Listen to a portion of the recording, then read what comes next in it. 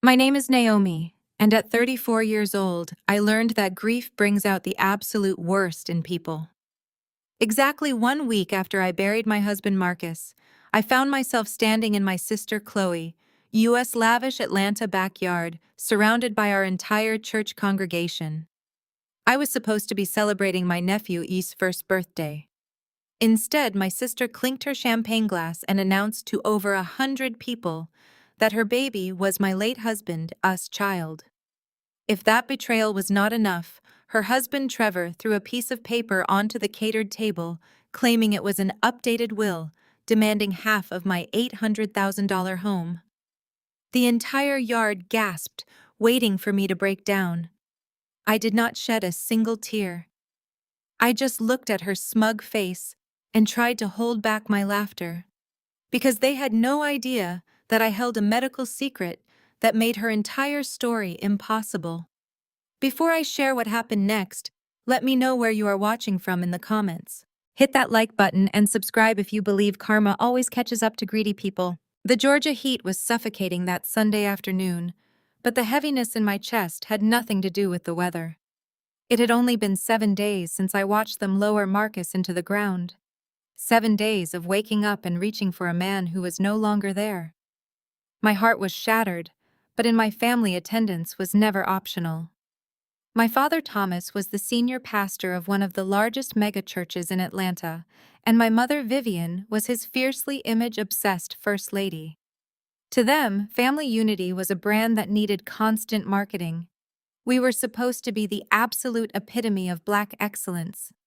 Skipping my nephew's U.S. birthday because I was grieving would have been deemed a public relations disaster for the church. So I put on a tailored emerald green dress, forced a smile, and drove to the upscale gated community where my sister lived. The moment I walked through the wrought iron gates into their sprawling backyard, the judgment began. The yard was filled with members of our church congregation, local politicians, and Trevor O.'s wealthy investor friends. Before I could even reach the gift table, my mother intercepted me.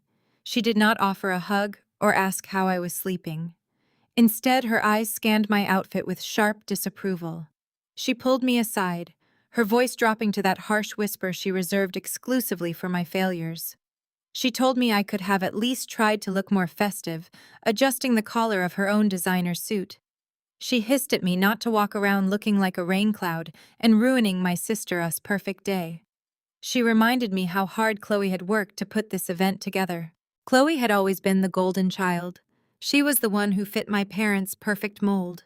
She was a beautiful socialite who went to medical school just long enough to secure a ring from a man they believed elevated our family status. Trevor loved to flaunt his generational wealth and play the white savior to our family, making sure everyone knew he was the one funding Chloe's lavish lifestyle. I, on the other hand, was the black sheep. I had refused to join the church administration, choosing instead to build my own public relations firm from scratch. My independence was always viewed as rebellion. I swallowed the lump in my throat and nodded at my mother, refusing to give her the satisfaction of seeing me cry. I made my way toward the patio where Chloe was holding her son, posing for photographs. Trevor stood beside her, sipping a bourbon and laughing loudly with one of the church deacons. When Trevor saw me, his smile did not reach his cold eyes. He announced loudly enough for several people to hear that he was glad I could crawl out of my house. He smirked and said they were not sure I would show up, figuring I might be too busy managing those low-level local clients of mine since my little agency was barely breaking even these days. I kept my face perfectly neutral. I told him it was my nephew's birthday and I would not miss it for anything. Chloe finally turned to me, her face glowing with a strange manic energy. She handed the baby to a nanny and grabbed a fresh glass of champagne. She told me she was so glad I was there, her voice dripping with artificial sweetness. In fact, she had been waiting for me to arrive before making her big toast. She raised her glass and asked everyone to gather around. The backyard slowly quieted down. The string quartet stopped playing. Over 100 guests turned their attention to the center of the patio where Chloe stood on the elevated stone steps. My father and mother moved to stand proudly right behind her, painting the perfect picture of supportive parents. Chloe thanked everyone for coming to celebrate her precious boy. She projected her voice so every single church member could hear. She said this past year had been full of incredible blessings, but also terrible tragedy. She paused, wiping away a fake tear, and reminded everyone that we had recently lost my husband Marcus. A collective murmur of sympathy rippled through the crowd. People cast pitying glances my way. I stood frozen, gripping my purse strings. But Chloe was not done. She said Marcus did not leave us completely. He left a piece of himself behind. A legacy. She pointed her manicured finger directly at me, her eyes flashing with pure malice. She announced that for the past year she had carried a heavy burden, but in honor of Marcus' passing she could no longer lie. She declared that her son was not Trevor U's biological child, he was Marcus' son. The silence that fell over the backyard was deafening. It was the kind of absolute shock that sucks all the oxygen out of the air. A woman in the front row actually dropped her plate. I heard someone gasp and whisper a prayer. My brain struggled to process the sheer audacity of her words. My sister was standing in front of our entire community, claiming she had an affair with my husband, claiming her child belonged to the man I just buried. Before I could even open my mouth to defend myself, Trevor stepped forward. He did not look angry like a betrayed husband should. Instead, he looked victorious. He reached into the inner pocket of his blazer and pulled out a thick, folded document. He walked straight up to me and threw it aggressively onto the catered table right in front of where I stood. Trevor's voice boomed with arrogant authority as he claimed her story was true. He spun a lie that Marcus came to him right before his tragic death, confessed everything, and wanted to make things right. He pointed at the document and said Marcus had formally updated his will. He claimed this paper proved Marcus acknowledged the boy as his own flesh and blood. According to Trevor, the will dictated that half of the Beacon Hill estate I lived in belonged to this child. He demanded that I hand over the house. He sneered that I was just a struggling public relations agent anyway, that I could not afford the upkeep, and ordered me to sign the deed over to them today.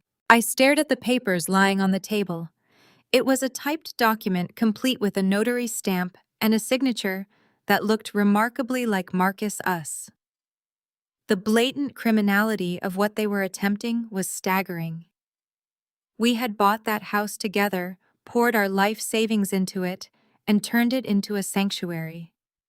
Now they were trying to steal my $800,000 home using a fabricated affair and a forged legal document. I looked up expecting my parents to intervene. I expected my father, the righteous pastor, to shut down this circus. But to my absolute horror, my parents stepped forward and flanked Chloe. My mother Vivian marched up to me, her face contorted with rage. She hissed at me, asking how I could let this happen. Her voice vibrated with venom as she accused me of not being able to keep my own husband satisfied in my own bed. She said I pushed him away with my obsession with my business and drove him right into my sister Us arms. She called me an absolute disgrace to the family and a failure as a wife. I opened my mouth to speak, but before I could utter a single syllable, my mother raised her hand and slapped me hard across the face. The sharp crack echoed across the silent patio. My cheek burned instantly. The congregation gasped again, but nobody stepped forward to help me. The woman who gave birth to me, the first lady of our congregation, had just assaulted me in front of the very community I grew up in, all to protect the daughter who was actively trying to rob me blind. My father stood tall, adjusting his tie, looking down at me with cold disappointment. He commanded me to sign the papers, his voice echoing with his pulpit authority. He told me not to make this any uglier than it already was, claiming my sister needed to provide for her child. He declared they would not let me drag the family name through the mud with a messy court battle over a house. He demanded I do what was right for the family and transfer the property immediately to avoid a scandal. I stood there surrounded by over 100 people who were judging me, pitying me, and waiting for me to break down and surrender. I felt the stinging heat on my face where my mother had struck me.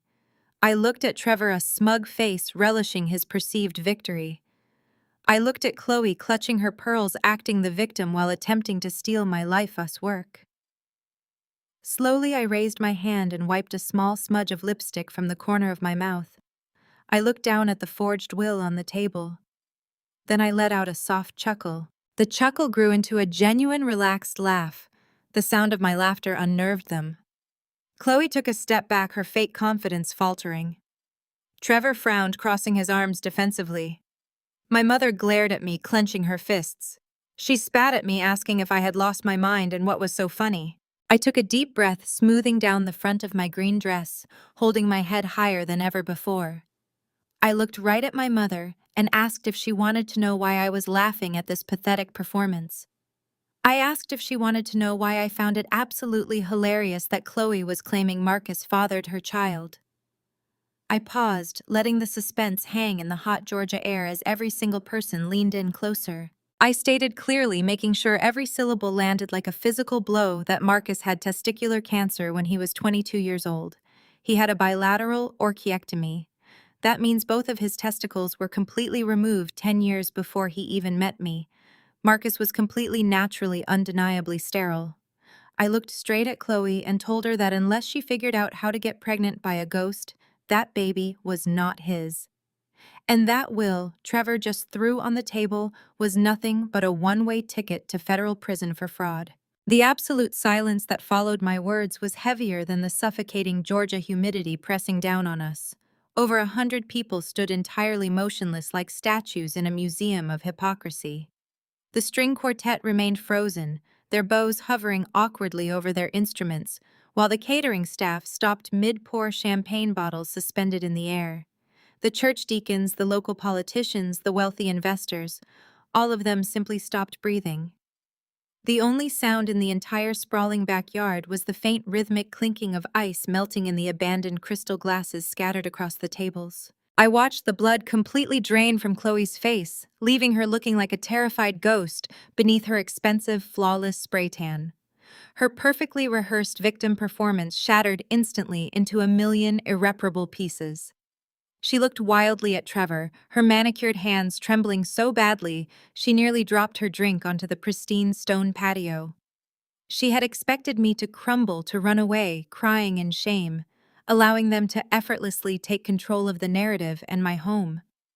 She had not expected me to publicly announce my late husband's deepest physical vulnerability, just to expose her vile, calculating lie.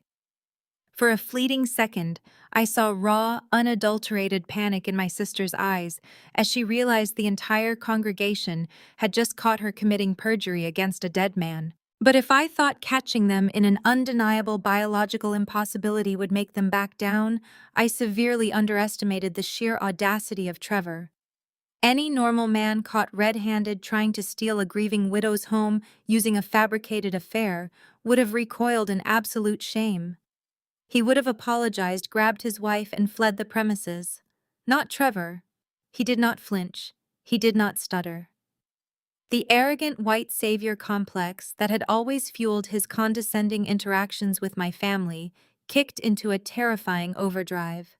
His face flushed with an ugly mottled red, not from embarrassment, but from pure, unadulterated rage that a black woman was defying him in front of his carefully curated audience. He stepped aggressively into my personal space, bridging the gap, until I could smell the overpowering stench of his bourbon and his heavy, expensive designer cologne.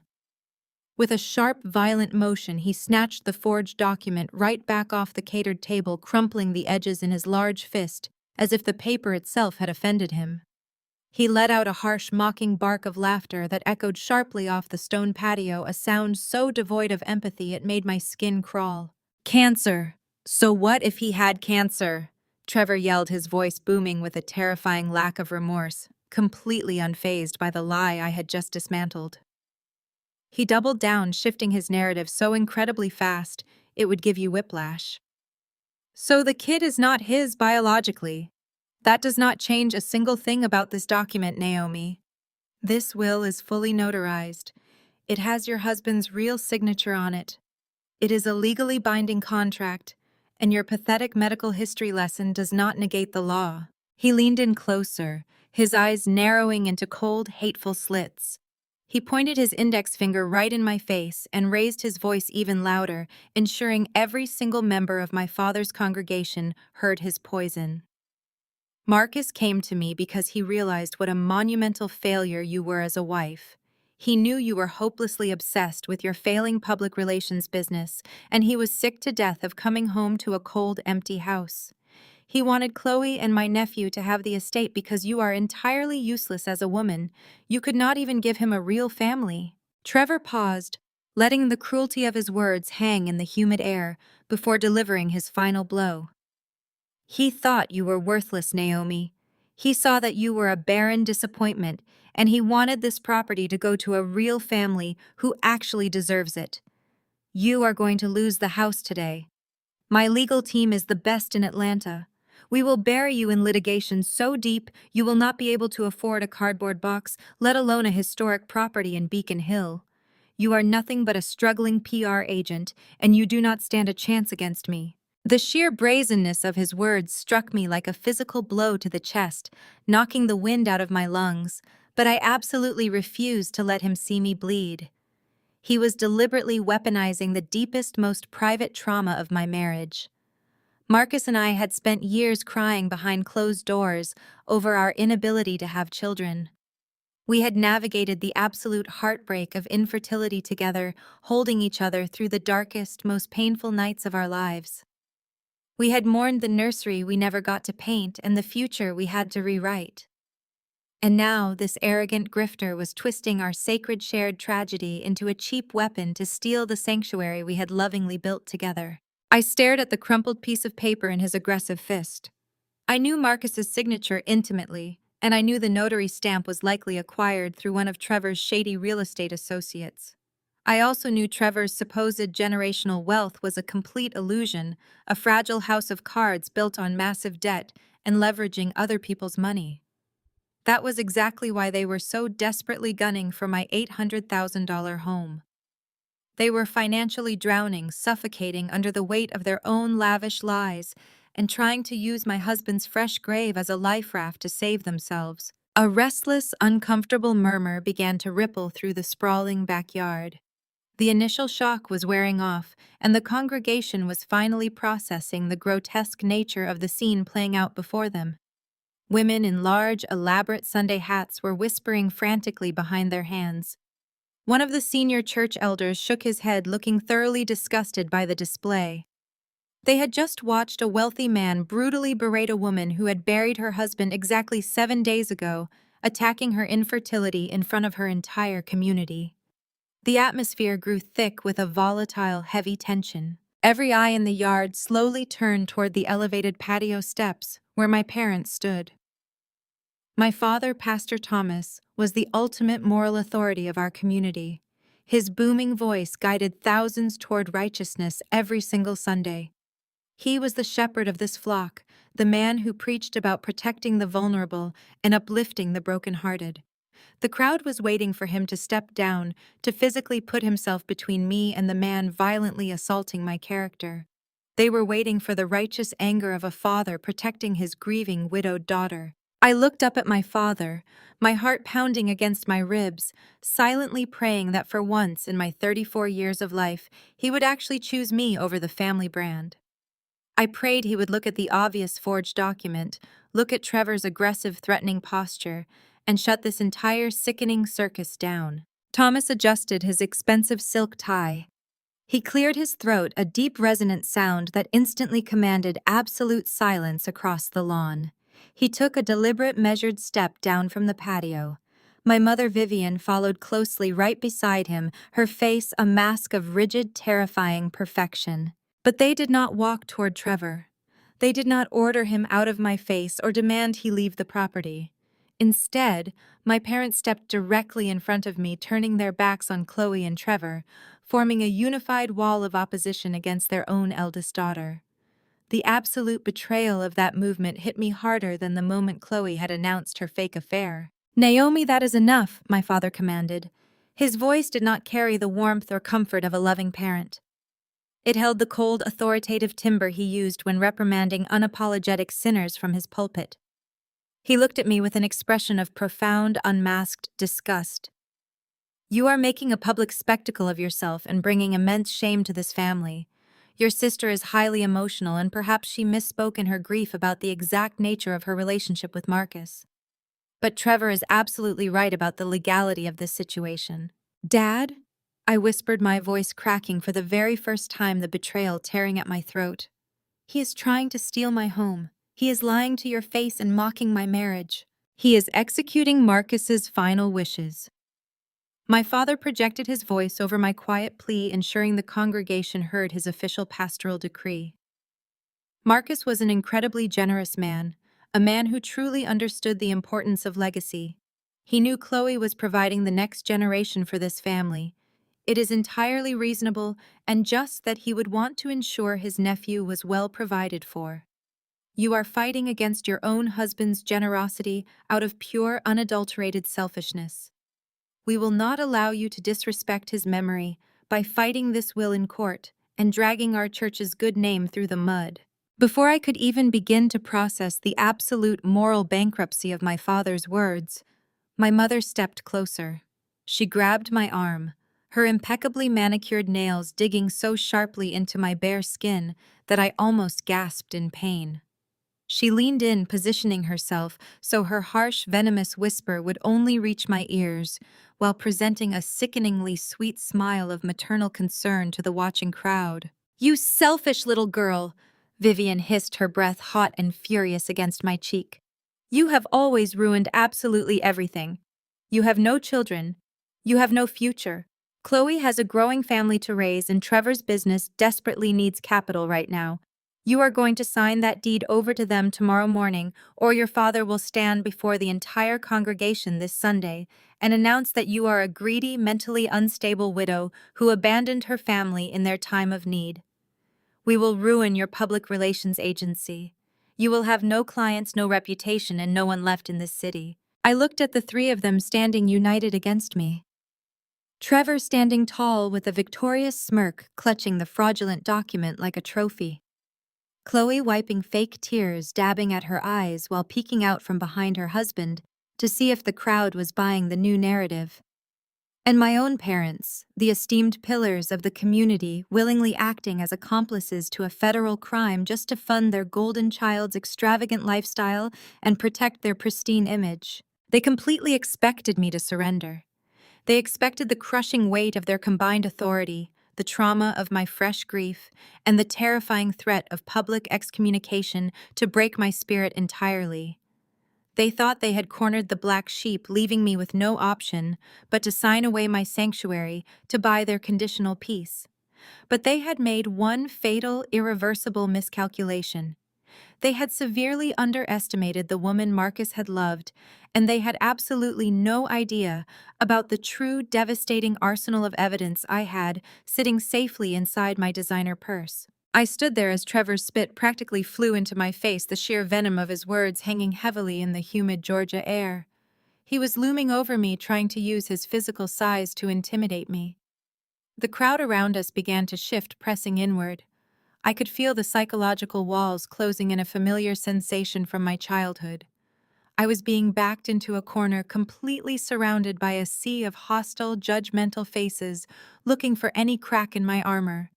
It was the classic dynamic of my family: isolate the black sheep, crush her spirit, and force her to comply with the narrative that best served my parents' pristine public image. My father stepped forward again, his pastoral presence practically radiating hypocritical righteousness. Instead of rebuking the man who had just cruelly mocked my infertility and my dead husband, Thomas placed a heavy, unforgiving hand on my shoulder. His grip was entirely too tight. He leaned down, his voice carrying the practiced cadence of a Sunday morning sermon designed to guilt his congregation into submission. He told me that my stubbornness was a sin. He said that a true Christian woman, a proper daughter of the church, would embrace forgiveness and charity. He actually had the nerve to suggest that Marcus would have wanted me to step aside and let Trevor manage the property, implying that my grief was making me hysterical and greedy. Before I could even shrug his heavy hand off my shoulder, my mother lunged into the space between us. Vivian's face was completely flushed, the veins in her neck protruding against her expensive pearl necklace. The mask of the gracious First Lady was entirely gone, replaced by the bitter, calculating woman I had known my entire life. She snatched the pen from the table and practically shoved it against my chest. "You have always been jealous of Chloe!" She spat, her voice a sharp, jagged blade that sliced through the murmurs of the crowd. "You have been resentful since you were both little girls. You are jealous because she got into medical school and you did not. You are jealous because she had the grace and beauty to marry a successful white man like Trevor, a man who actually provides for her and elevates our family standing. You could not give Marcus children, and now you are trying to punish your sister for being everything you are not. Sign the papers right now, Naomi. Do not make this family bear the shame of your bitter, barren jealousy in front of the entire church." The sheer cruelty of my mother's words drew actual gasps from the deacons and choir members standing on the manicured lawn, but the shock was quickly replaced by a sickening wave of agreement among my parents' closest allies. I saw older women nodding, whispering that I had always been difficult, that I had always rebelled against the traditional path my parents had set for me. They were all so desperate to protect the illusion of Pastor Thomas and First Lady Vivian's perfect family that they were willing to watch a grieving widow be publicly robbed and humiliated. For 34 years, I had swallowed my pride to keep the peace. I had let them diminish my accomplishments. I had stayed silent while they paraded Chloe around like a trophy. I had endured the subtle digs and the outright insults because I believed that holding the family together was my duty. But looking at my mother's contorted, hateful face and looking at the fake, triumphant smirk on my sister's lips, the final thread of my obligation simply snapped. The scared, eager-to-please daughter died right there on that patio, buried right alongside my husband. I let the pen drop from my hand. It clattered loudly against the stone pavers, rolling away until it hit Trevor's expensive leather shoe. I took a deliberate step forward, forcing my mother to take a step back. I looked her dead in the eye, stripping away decades of conditioned submission. "Jealous?" I asked, my voice deadly calm, carrying a cold authority that immediately silenced the remaining whispers in the yard. "You think I am jealous of Chloe? Let us talk about your golden child, Mom. Let us talk about her incredible achievements. You love to brag to the congregation that she went to medical school. Why do you never mention that she dropped out after exactly one semester? She did not leave because it was not her passion. She failed out because she spent her tuition money on luxury handbags and failed every single basic anatomy exam. She has never worked a hard day in her life. She is 30 years old and still calls Dad to pay off her credit cards every time she maxes them out on designer shoes she wears to pretend she is rich." Chloe gasped, her hand flying to her mouth, looking frantically around at the church members who had just heard her carefully constructed medical background destroyed in 10 seconds flat. My mother opened her mouth to scream at me, but I did not let her speak. I turned my attention directly to Trevor. He puffed out his chest, trying to maintain his posture of superiority, but I saw the slight tremor in his jaw. "And then there is Trevor." I continued pacing slowly across the patio, addressing the crowd as much as my family. "Trevor, the successful white savior you worship so much, Mom. You constantly belittle my career. You call my public relations agency a little hobby. You mock my local clients. But while you were busy trying to force me into a church administration job I never wanted, I built an empire from the ground up. My firm does not just barely break even. I manage multi-million-dollar crisis communications for Fortune 500 companies across the East Coast. My agency brought in over $4 million in pure profit last year alone. I bought the Beacon Hill estate with my own cash under Marcus's and my joint LLC. I do not need anyone to provide for me, let alone a man who leases his entire personality." Trevor's face turned a violent shade of purple. He opened his mouth to shout me down, but I raised my hand, pointing a single accusatory finger right at his chest. "You stand there and call me a failure, Trevor," I said, my voice rising, ringing with absolute certainty. "You claim Marcus wanted to leave his assets to a real man, a successful investor. But we all know what you really are. You are a phony. You are a low-level, unlicensed broker who leverages other people's money to lease luxury cars and rent expensive watches just to impress suburban churchgoers who do not know any better. That is a lie, Trevor bellowed, stepping forward with his fists clenched, trying to physically intimidate me into silence. You are a hysterical, grieving woman, making up desperate lies to keep property that does not belong to you. I manage a highly successful portfolio. I provide for this family. I am a respected investor in this city. My father moved to intervene, his face dark with fury at my insubordination. Naomi, you will stop this slander immediately. You are embarrassing yourself and destroying this family's reputation. Trevor is a pillar of our community. I will not have you attacking his livelihood because you are bitter about Marcus's will. Apologize to him right now. I did not back down. I did not apologize. I reached into my designer purse and pulled out my smartphone, unlocking it with a swift, practiced motion. I also pulled out a thick, legal-sized envelope that I had brought with me, an envelope that had absolutely nothing to do with a birthday present. You think Trevor is successful, Mom? I asked, my voice dropping to a dangerous, quiet register that forced everyone in the yard to hold their breath to hear. You think he is the financial savior of this family. You are willing to help him steal a grieving widow's home just to maintain the illusion of his wealth. Let us see exactly what your successful son-in-law is hiding.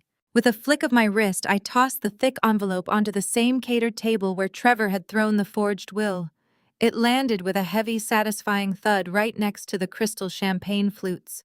I looked at Trevor, watching the arrogant smirk finally completely melt away, replaced by the stark, terrifying realization that his entire house of cards was about to be burned to the ground in front of everyone he had spent the last 2 years manipulating. The heavy thud of the envelope against the catered table seemed to echo louder than the sharp crack of my mother's hand against my cheek. Trevor stared at the thick manila package as if it were a venomous snake preparing to strike. I did not break eye contact with him for a single second. I stood my ground and told him exactly what was inside that envelope. I detailed the overdue notices, the final warnings from desperate creditors, and the massive balloon payments pending on the luxury vehicles he falsely claimed to own outright. I laid out the indisputable reality that his entire venture capital firm was nothing more than a hollow shell game, a fraudulent operation desperately seeking an immediate infusion of cash to avoid federal indictment. I told him I knew he needed the equity in my home not to secure his stepson's future, but to keep his own miserable life out of a federal prison cell. Trevor's face morphed from arrogant superiority to absolute unhinged fury. The veins in his forehead throbbed violently against his pale skin. But instead of showing any remorse or fear of being exposed, he leaned heavily into his aggression. He completely ignored the envelope, leaving it untouched on the table, desperate to maintain his dominant alpha facade in front of the watching congregation. He took another aggressive step toward me, his voice dropping to a dangerous gravelly whisper, meant only for me and my horrified parents to hear. He told me that nobody in this manicured yard cared about a stack of papers from a bitter, grieving widow. He reminded me of his powerful connections. He boasted about playing golf with the managing editors of the biggest publications in Atlanta and drinking premium scotch with the producers at the local news stations. He threatened to use every single favor he was owed to utterly annihilate my professional reputation. He promised to launch a media campaign so vicious and pervasive that my public relations firm would not survive the week. He swore he would paint a picture of a deranged, greedy woman who outright refused to honor her late husband's dying wish to provide for his innocent infant nephew.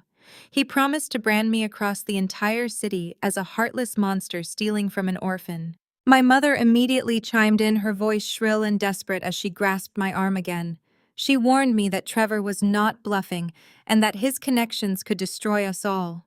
My father added his heavy pastoral weight, demanding I sign the forged deed immediately to save the church and our family from a catastrophic public scandal.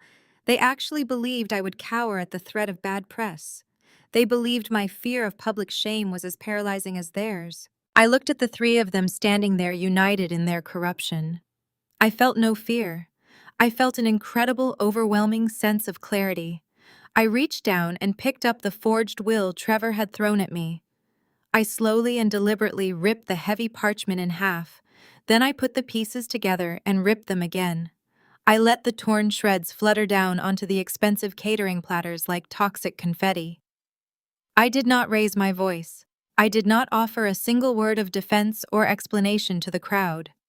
I simply offered Trevor a cold, knowing smile. I turned my back on my parents. I turned my back on my sister, who was still clutching her pearls in mock horror. I walked away from the stunned congregation. My heels clicked steadily against the stone patio, a rhythmic beat of absolute defiance. I walked straight through the sprawling backyard, ignoring the gasps and the frantic whispers of the church elders. I walked out through the heavy wrought iron gates, leaving them to deal with the suffocating silence and the thick envelope of undeniable truth I had left behind. But the calm of my dignified exit did not last. Monday morning arrived with a violent digital storm. I was sitting at my kitchen island nursing a cup of black coffee and staring at the empty chair where Marcus used to read the morning paper when my phone began to vibrate violently against the granite countertop. It was barely 7 o'clock in the morning, but my screen was completely filled with frantic text messages and missed calls from my senior staff members. I opened my internet browser and felt my stomach completely drop. Trevor had not bluffed.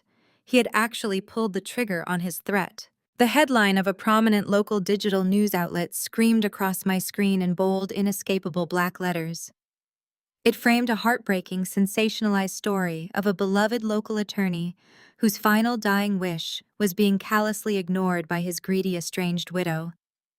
The article did not use my full name, but it provided enough highly specific, identifying details about my public relations firm, my historic Beacon Hill home, and my husband's recent sudden passing that anyone in the Atlanta business community would instantly know it was me. The piece painted Trevor and Chloe as devastated, grieving family members desperately trying to secure a basic future for a fatherless child. It included fabricated quotes from anonymous sources claiming I had always been jealous of my sister's growing family and that my marriage had been on the rocks for years. It was a masterpiece of emotional manipulation and character assassination. Trevor had successfully leveraged every ounce of his unearned privilege to portray me as a cartoonish villain. The fallout was instantaneous and utterly devastating. My public relations agency was built entirely on trust, absolute integrity, and flawless image management. My corporate clients paid me exorbitant retainers to counsel them on how to avoid scandals and navigate media crises. Now I was the dead center of a massive, incredibly toxic public relations disaster. It was the ultimate professional irony, and Trevor knew exactly how lethal it would be. My business phone line rang. It was the chief executive officer of my largest account, a massive regional logistics company that constituted nearly 40% of my annual revenue. He did not bother exchanging pleasantries or offering condolences for my husband. He sounded deeply uncomfortable, but entirely resolute. He told me he had seen the article circulating widely on social media and professional networking sites. He said his board of directors was deeply concerned by the nature of the allegations. A company of their magnitude simply could not afford to be associated with an agency whose founder was actively being accused in the press of defrauding an infant out of an inheritance. He said they needed to pause our contract immediately, pending a full and transparent resolution of these disturbing claims. He hung up before I could even formulate a defense. Before I could even finish processing that devastating financial blow, my phone rang again. It was the director of a prominent children's charity I represented. She was almost in tears, explaining that their donor base was incredibly sensitive to issues involving child welfare.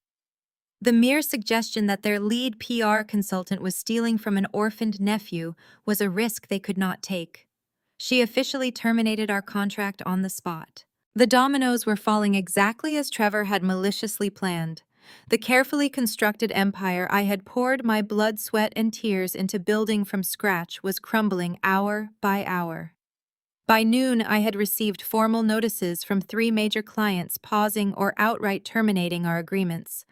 My own staff members were sending panicked, fearful messages asking if our firm was going to survive the week, and if their paychecks were secure. The local media had picked up the digital story, and news vans were beginning to slowly circle my neighborhood, hoping to catch a glimpse of the wicked widow of Beacon Hill. I sat alone in the house Marcus and I had built, listening to the suffocating silence of the empty rooms. The very house Trevor was actively trying to steal by destroying my ability to pay the mortgage. Trevor had set a masterful, suffocating trap. If I fought back publicly and aggressively, I would look exactly like the bitter, defensive, and unhinged widow he had described in the article. If I went to the press to expose his financial ruin, it would simply look like a desperate, retaliatory smear campaign from a guilty woman. But if I stayed silent and took the high road, I would lose my business, my reputation, and my entire livelihood. He had successfully weaponized my own industry against me. He had brilliantly used my parents' absolute obsession with public image to secure their backing, knowing they would gladly throw me to the wolves to protect the church's reputation. And he was currently using the court of public opinion to starve me into submission. It seemed like Trevor had won. My parents had chosen their side. I was completely isolated, sitting in a cold house watching my life's work vanish into thin air, while my husband's grave was barely settled. But I refused to remain a victim in my own narrative. Hiding away in my home would be the ultimate admission of guilt, a silent surrender to the fabricated reality Trevor had purchased in the local press. As a public relations expert, I knew that perception was reality for the masses, and running away only confirmed the worst accusations. I had to face them. Sunday morning arrived with a heavy, oppressive heat that mirrored the stifling anxiety gripping my chest. I put on a tailored charcoal suit, pulled my hair back into a severe, flawless bun, and drove straight to my father's megachurch. The parking lot was already overflowing, an ocean of luxury vehicles belonging to the 5,000 members who attended the early service. Walking through the massive glass double doors of the sanctuary, I immediately felt the severe drop in temperature, both from the aggressive air conditioning and the freezing stares of the congregation. The sanctuary was a cavernous state-of-the-art auditorium designed to broadcast my father's pristine image to the world. Giant high-definition screens flanked the pulpit, projecting every emotion, every tear, and every practiced smile. As I walked down the center aisle to my usual seat in the third row, the atmosphere grew instantly claustrophobic. It felt as though the walls were physically vibrating, closing in on me with every step. The rhythmic, joyful music of the choir seemed to fade into a distorted buzz in my ears. Ushers who had known me since I was a toddler in Sunday school abruptly turned their backs. Older women in the congregation, women who had attended my wedding and eaten cake in my home, leaned together in their pews, shielding their mouths with their programs as they whispered fiercely about the wicked, greedy widow who had walked into the house of the Lord. I sat down, keeping my spine perfectly straight and my eyes fixed straight ahead. The air was thick and heavy, making it difficult to pull a full breath into my lungs. Then my father took the stage. Pastor Thomas approached the acrylic podium, his face a masterful canvas of pastoral sorrow and righteous burden. The congregation hushed instantly, hanging on his every breath. He spoke for 20 minutes about the trials of modern families, about the insidious nature of greed, and the destructive power of selfishness. Every word was a thinly veiled precision-guided missile aimed directly at my reputation. And then he did the unthinkable. He invited my sister and her husband onto the pulpit. Chloe walked up the carpeted steps wearing a modest, high-necked dress, clutching a tissue in one hand and leaning heavily on Trevor. Trevor stood slightly in front of her, his hand resting firmly on her shoulder. He perfectly embodied the role he loved most, the wealthy, benevolent white savior, valiantly shielding his fragile, fractured black family from the cruelties of the world. He looked out over the sea of African-American faces in the congregation with a sickening, paternalistic pride soaking up their admiring glances. Chloe took the microphone. Her voice trembled flawlessly.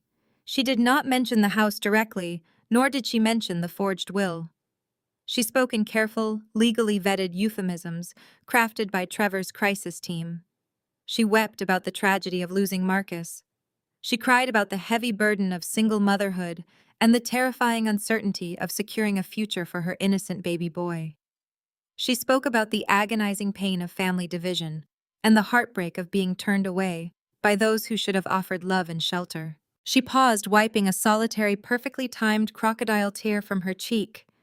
She looked directly down at me in the third row, her voice amplifying through the massive speakers.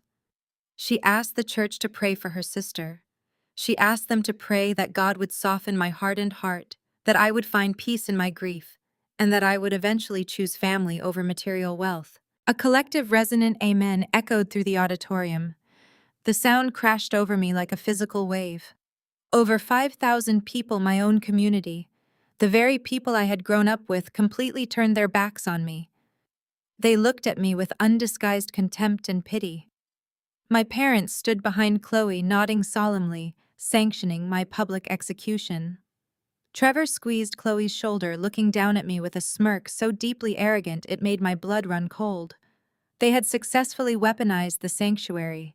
They had used my father's sacred pulpit to legitimize their theft and finalize my excommunication. I did not wait for the benediction. I stood up, smoothed the front of my jacket, and walked back up the center aisle. The silence that followed my exit was deafening, broken only by the sharp, steady click of my heels on the marble floor. By the time I reached the safety of my car, the psychological toll of the morning had manifested into physical symptoms. My hands were shaking so violently I could barely unlock my door. My phone buzzed in my purse, a harsh grating sound in the quiet vehicle. I pulled it out, expecting another client cancellation. Instead, my screen was lit up with a rapid succession of text messages from an unsaved number. I knew instantly who it was. The messages from Trevor read like a manifesto of his suffocating savior complex. "Did you enjoy the sermon, Naomi? I told you exactly what would happen if you challenged me. You cannot fight my protection over this family. Your parents know exactly who actually provides for them and who secures their future. They know I am the only reason Chloe has the life she deserves. You should have just signed the house over quietly. Now you will have absolutely nothing. Black women like you always think you can do everything entirely alone. You think your little business makes you invincible. Your PR firm is dead by Tuesday.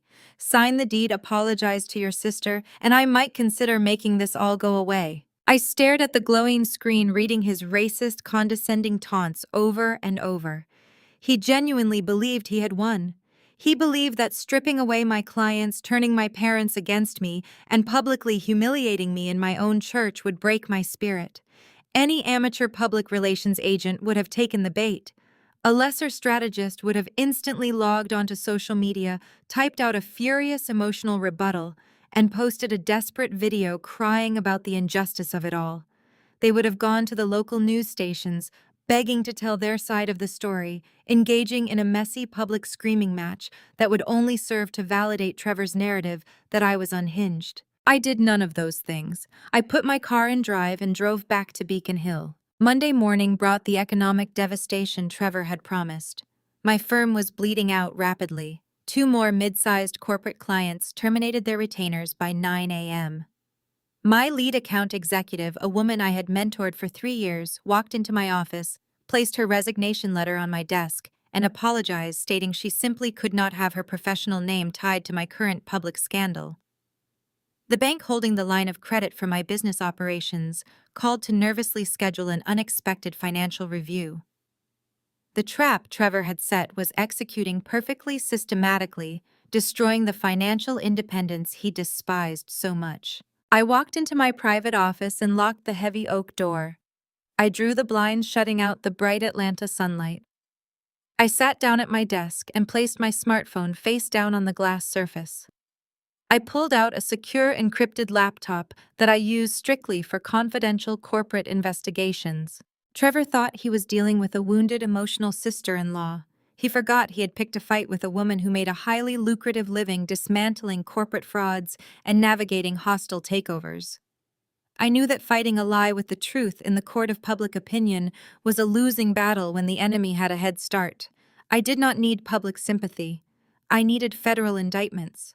I needed a paper trail so solid, so irrefutable, and so legally damning that no amount of church sermons or white savior complex could save him from the Department of Justice. I opened my encrypted email client and composed two highly sensitive messages. The first was to a man named Silas.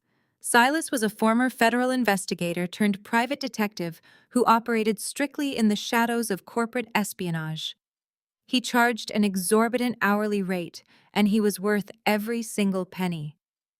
I had used his services twice before to quietly unearth the hidden offshore accounts of rival corporate executives who were attempting to blackmail my clients. I gave Silas Trevor's full legal name, his supposed business addresses, and the names of every single shell company I had found in the initial documents I had thrown on the table at the birthday party. I told Silas I needed absolute verification of Trevor's debt, a complete tracing of his fraudulent loans, and definitive proof that his venture capital firm was a Ponzi scheme. The second message went to Evelyn Vance. Evelyn was a senior forensic auditor who specialized in tracking stolen assets and identifying forged legal documents. She was ruthless, brilliant, and feared by every corrupt accountant in the state of Georgia. I attached high-resolution scans of the forged will Trevor had presented to me.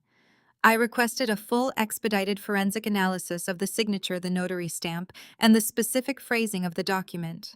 I needed legally admissible proof that the document was fabricated after Marcus's death. I hit send on both emails and closed the laptop. The silence in my office was profound, a sharp contrast to the chaotic collapse of my professional life happening just outside my door. I leaned back in my leather chair and looked out the small crack in the blinds at the sprawling city of Atlanta. Trevor wanted to play a high-stakes game of destruction. He wanted to steal my home and parade my grief for his own financial salvation. He had successfully taken my family, my community, and my clients. But I was about to take his freedom. The sun dipped below the Atlanta skyline, casting long, sharp shadows across my mahogany desk. I stepped away from my encrypted laptop and walked over to the small wet bar in the corner of my office, pouring myself a heavy, generous measure of a bold, dark Cabernet. I brought the crystal glass to my lips, the cool rim grounding me in the present moment.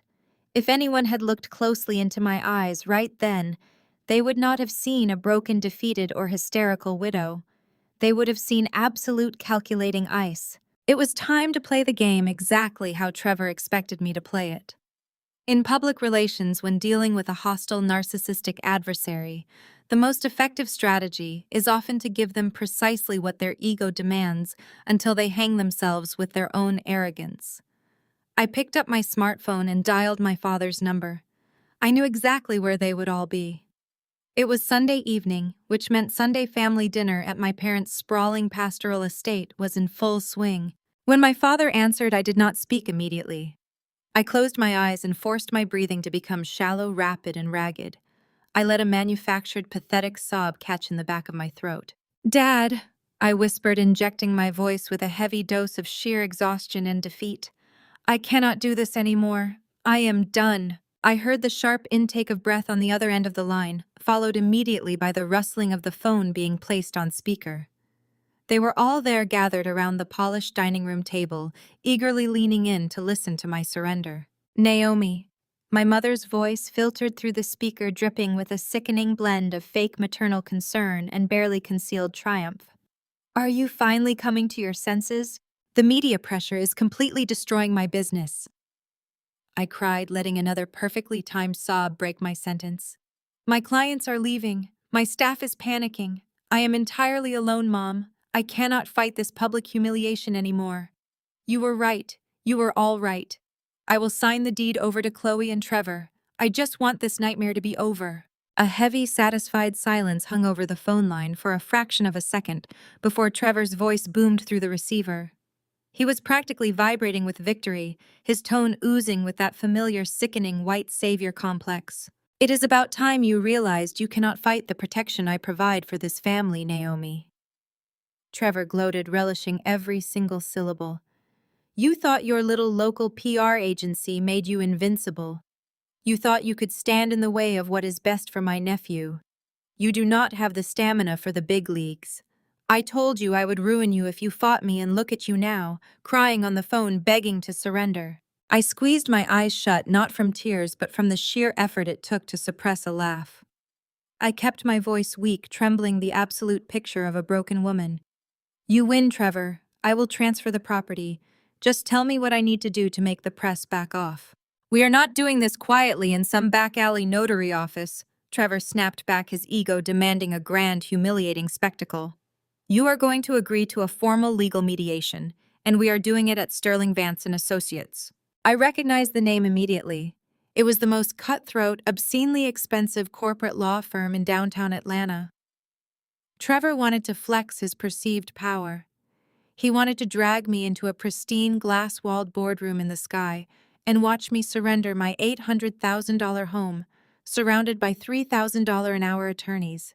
He wanted to crush my spirit in the most intimidating environment possible. Bring whatever discount lawyer you can still afford, assuming you have any money left to pay them. Trevor sneered. We will meet this Wednesday at 10 in the morning. Do not be late, Naomi, and do not try any last-minute PR stunts. I own the narrative now. I will be there, I whispered meekly. I am sorry for the trouble I caused the family. See that you are, my father added coldly before abruptly ending the call. I lowered the phone from my ear, wiped away a non-existent tear, and took another slow, deeply satisfying sip of my Cabernet. They had swallowed the bait whole. By acting like a wounded animal, I had successfully lulled Trevor into a false sense of absolute security. He believed his media trap had broken me, which meant he would walk into that mediation room completely unprepared for the slaughter. The next 48 hours were a masterclass in silent preparation. I let my public relations firm continue to look like a sinking ship. I instructed my remaining staff to forward all media inquiries to a generic voicemail and told them to work from home until further notice. I did not issue a single press release. I did not post a single defensive statement on social media. I allowed Trevor to bask in the absolute, unquestioned certainty of his victory. Then, on Wednesday morning, just 2 hours before the scheduled mediation, a secure armored courier arrived at the front door of my Beacon Hill estate. He handed me a heavy tamper-evident package. The return address simply read, Silas. I carried the thick, sealed file to my kitchen island, my pulse maintaining a steady, lethal rhythm. I used a silver letter opener to slice through the heavy tape. Inside, Silas had delivered a masterpiece of forensic destruction.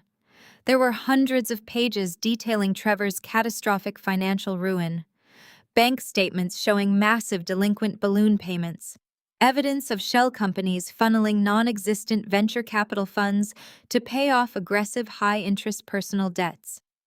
Evelyn Vance, the forensic auditor, had also delivered her expedited report, complete with a sworn legal affidavit proving unequivocally that the will Trevor had presented was a post-mortem digital fabrication. But the most devastating weapon in the package was not the financial audit or the forgery report.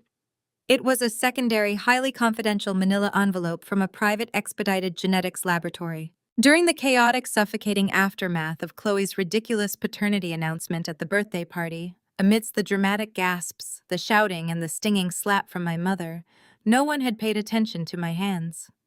When Trevor had aggressively stepped into my face, and my parents had formed their united wall of opposition against me, I had briefly leaned back against the catering table to steady myself. No one had noticed my hand brush past Lucas's high chair. No one had seen me swiftly, expertly slip the baby's discarded pacifier into a sterile plastic evidence bag that I always kept tucked inside my designer purse, a habit picked up from years of managing messy, unpredictable corporate scandals. I broke the seal on the laboratory report. My eyes scanned past the complex genetic markers, the alleles, and the scientific jargon, dropping straight down to the definitive, legally binding conclusion printed at the bottom of the page. The truth staring back at me was even more deliciously destructive than I had originally anticipated. I traced the bold black letters with my index finger, a slow, genuine smile finally breaking across my face. Trevor thought he was walking into a boardroom to strip me of my wealth and my dignity. He thought he was the apex predator in a room full of sheep. I carefully placed the DNA results back into the manila envelope and tucked the entire explosive arsenal into my leather briefcase.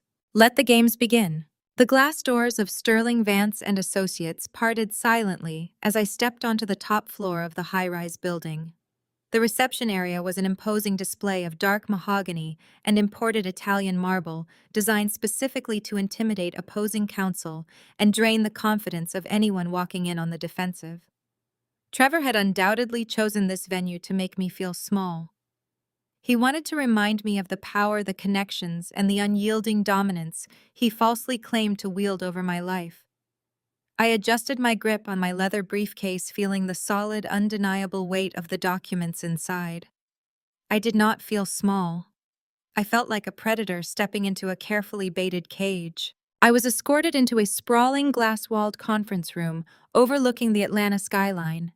The atmosphere inside was suffocatingly tense, the aggressive air conditioning doing absolutely nothing to cut through the thick hostility radiating from the other side of the massive oak table. Trevor sat at the dead center, leaning back in his leather chair with his suit jacket unbuttoned, projecting an aura of absolute unearned dominion. Chloe sat beside him, clutching a designer tissue, playing the role of the reluctant but entitled victim to absolute perfection. My parents flanked them like loyal foot soldiers. My father's jaw was set in stern disapproval, and my mother sat with her arms crossed, refusing to even meet my eyes. Next to Trevor sat a man who reeked of expensive cologne and predatory arrogance. This was his high-priced attorney, a man clearly brought in to execute the final bloodless slaughter of my assets. I took my seat across from them. My attorney, a sharp, fiercely intelligent litigator named David, sat quietly beside me. He opened his minimalist portfolio and waited. The dynamic in the room was palpable. I felt as though I was slowly, methodically circling them, an invisible net tightening around the table with every passing second. They looked at my calm demeanor and entirely mistook my silence for submission. Trevor's lawyer did not bother with professional pleasantries. He launched immediately into a condescending, practiced monologue about family duty, moral obligations, and the wisdom of avoiding prolonged, ugly litigation. He slid a thick, heavily tabbed binder across the polished wood of the table. He stated that in exchange for keeping the matter out of probate court and saving my public relations firm from further devastating media scrutiny, they had drawn up a comprehensive final settlement. But Trevor was not satisfied with just stealing the equity in my home. Greed is a bottomless pit, and Trevor's fragile ego demanded complete, humiliating annihilation. The lawyer adjusted his gold cufflinks and delivered the new staggering demand. He stated that since Marcus clearly intended to secure his infant nephew's future, the house alone was no longer sufficient. They were now officially claiming 50% of Marcus's life insurance policy. Trevor sat forward, a predatory, victorious smirk playing on his lips, daring me to protest. He wanted half of the safety net my husband had built for me. He wanted the cash required to keep his failing venture capital firm out of bankruptcy, and he was using my dead husband's name to extort it. My mother finally looked at me, giving a sharp, definitive nod, silently demanding my total capitulation. My father cleared his throat, adding with his heavy pastoral tone that signing over the funds was the only righteous path to redeem myself in the eyes of the family and our church congregation. I did not react to the extortion. I did not raise my voice or show a single flicker of the rage simmering just beneath my skin. I simply turned to David and gave him a nearly imperceptible nod. David adjusted his glasses and smoothly intercepted the binder, pushing it to the side of the table. He informed Trevor's attorney that before we finalized any transfer of physical assets or insurance payouts, standard legal due diligence was required. He pulled a single crisp document from his folder and placed it directly in front of Trevor and Chloe. David explained in a measured clinical tone that it was a standard affidavit of authenticity and financial disclosure. He stated that because they were claiming a massive portion of Marcus's estate based on a recently discovered, previously undisclosed will, they needed to legally attest to the absolute validity of that document. Furthermore, they needed to swear to their current financial transparency, confirming on the record that this claim was not motivated by undisclosed personal debts, impending bankruptcies, or financial fraud. David made it unequivocally clear that they were signing this document under penalty of perjury, a federal offense carrying severe, unavoidable criminal consequences. Trevor laughed. It was a harsh, dismissive sound that echoed sharply off the glass walls. He looked at David as if my lawyer were a nuisance insect buzzing around his head. Trevor genuinely believed this was a desperate, pathetic delay tactic from a beaten woman trying to save face in a room full of powerful men. He mocked me openly, asking if this single piece of paper was supposed to scare him away from what was rightfully his. Without bothering to read a single line of the legal jargon, without consulting his expensive attorney, who was suddenly looking a bit wary, Trevor snatched a heavy gold pen from his breast pocket. He aggressively slashed his signature across the bottom line, pressing so hard the paper nearly tore. He then pushed the document toward Chloe. She hesitated for a fraction of a second, her eyes darting to my mother for reassurance. My mother whispered a sharp, impatient encouragement. Chloe picked up the pen and signed her name right next to Trevor's. They pushed the signed document back across the table.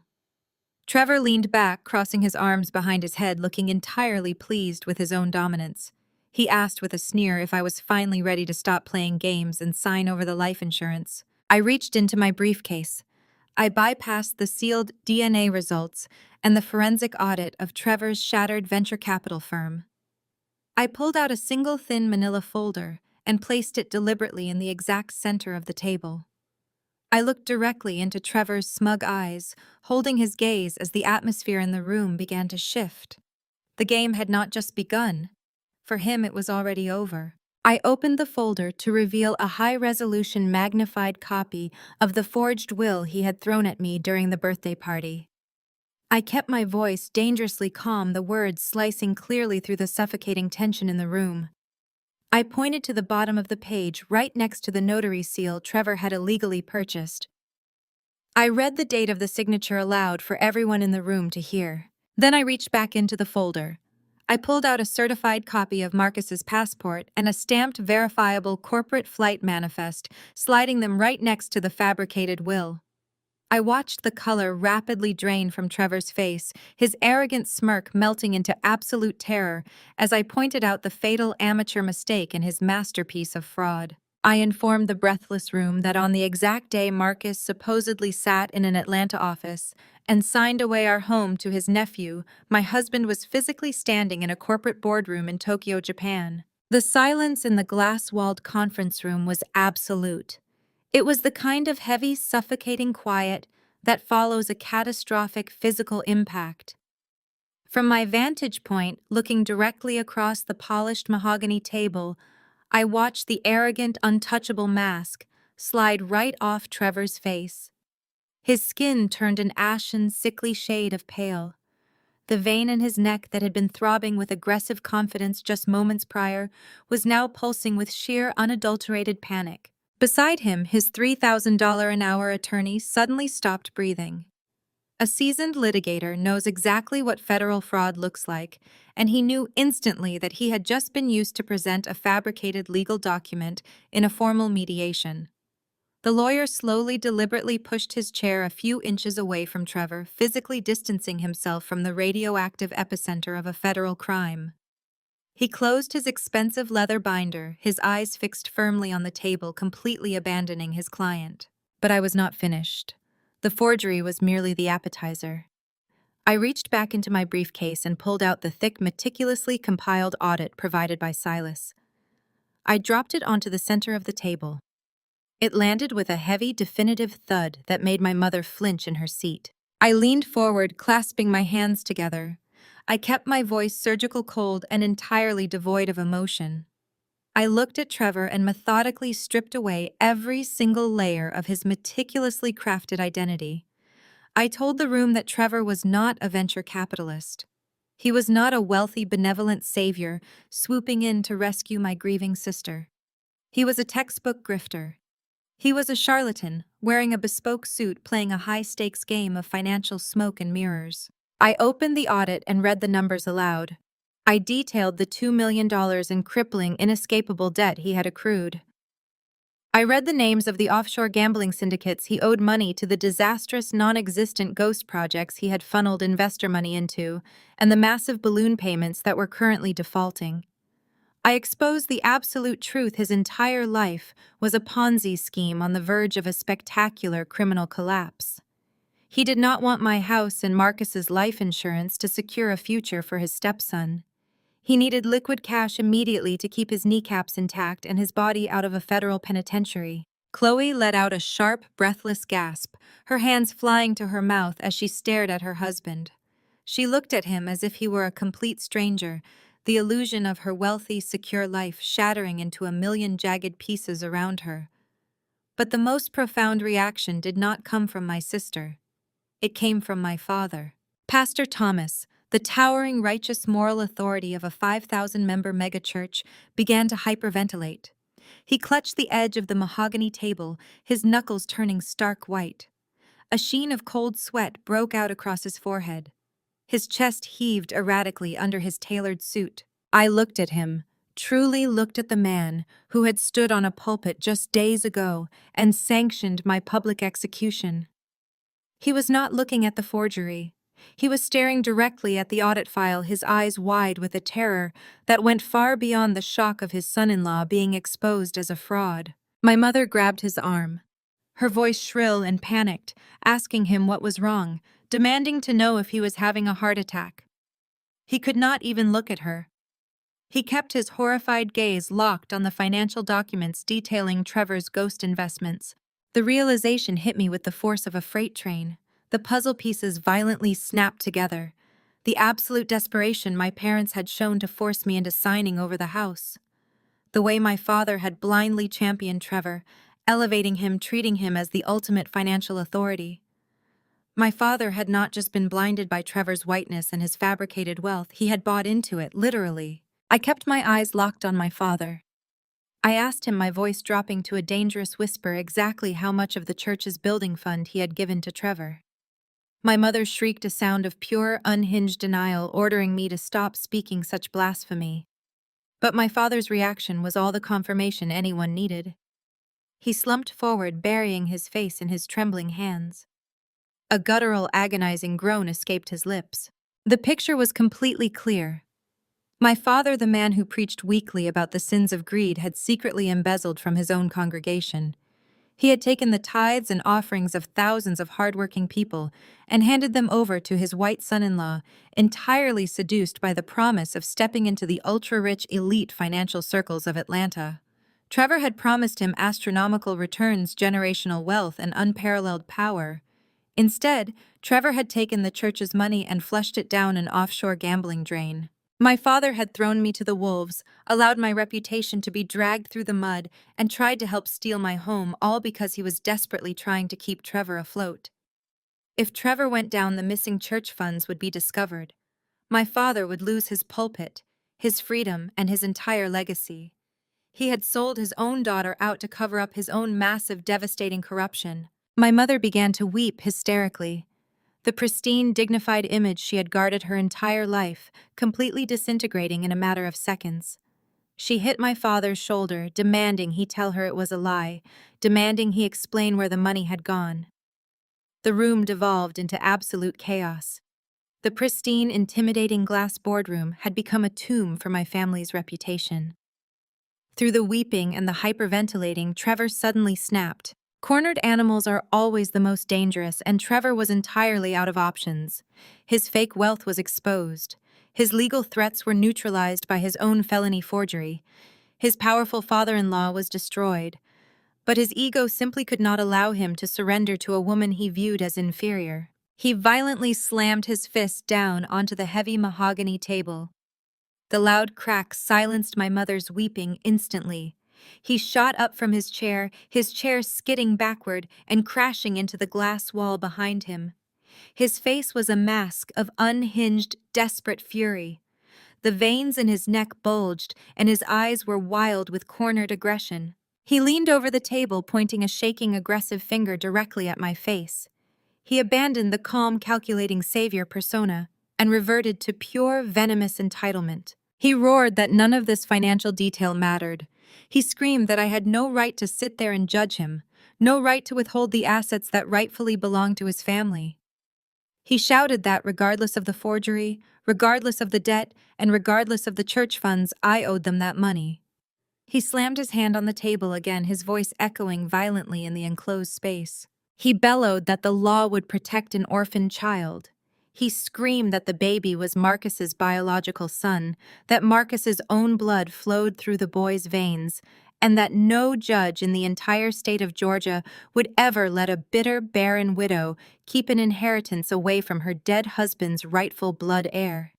He demanded I hand over the assets, immediately threatening to drag the baby into court and force a public agonizing legal battle that would definitively prove the child's paternity and destroy me anyway. I did not flinch. I did not blink. I let the echoes of his furious, desperate roar fade into the cold air of the boardroom. I slowly pushed my chair back and stood up. I smoothed the front of my charcoal suit, projecting absolute, unshakable calm against his frantic chaos. I reached into my leather briefcase one final time. I pulled out the sealed manila envelope containing the expedited genetic laboratory report. I did not break eye contact with Trevor. I raised the envelope slightly, letting the heavy, undeniable weight of the truth hang between us. Then, with a flick of my wrist, I tossed the thick DNA file onto the center of the table. It slid smoothly across the polished wood, coming to a stop directly over the forged will and the damning financial audit. I looked at Trevor, my voice an icy, razor-sharp blade. Let the games begin. I slid the heavy certified laboratory report across the polished mahogany. The entire axis of the room seemed to violently tilt, an invisible shift in gravity that threw everyone but me completely off balance. David, my attorney, sat back with a faint, knowing smirk, content to let me execute the final strike. Trevor stared at the manila envelope as if it were a live grenade. He did not reach for it. He kept his hands flat on the table, his knuckles turning white as he tried to maintain his facade of impenetrable superiority. I reached out, flipped the thick cover open, and spun the document around so it faced him directly. I explained the methodology with the clinical, merciless precision of a surgeon dissecting a corpse. I detailed exactly how I had acquired the pacifier at the birthday party. I watched Chloe's eyes widen in sheer, unadulterated panic as she realized her own careless negligence had handed me the very weapon of her destruction.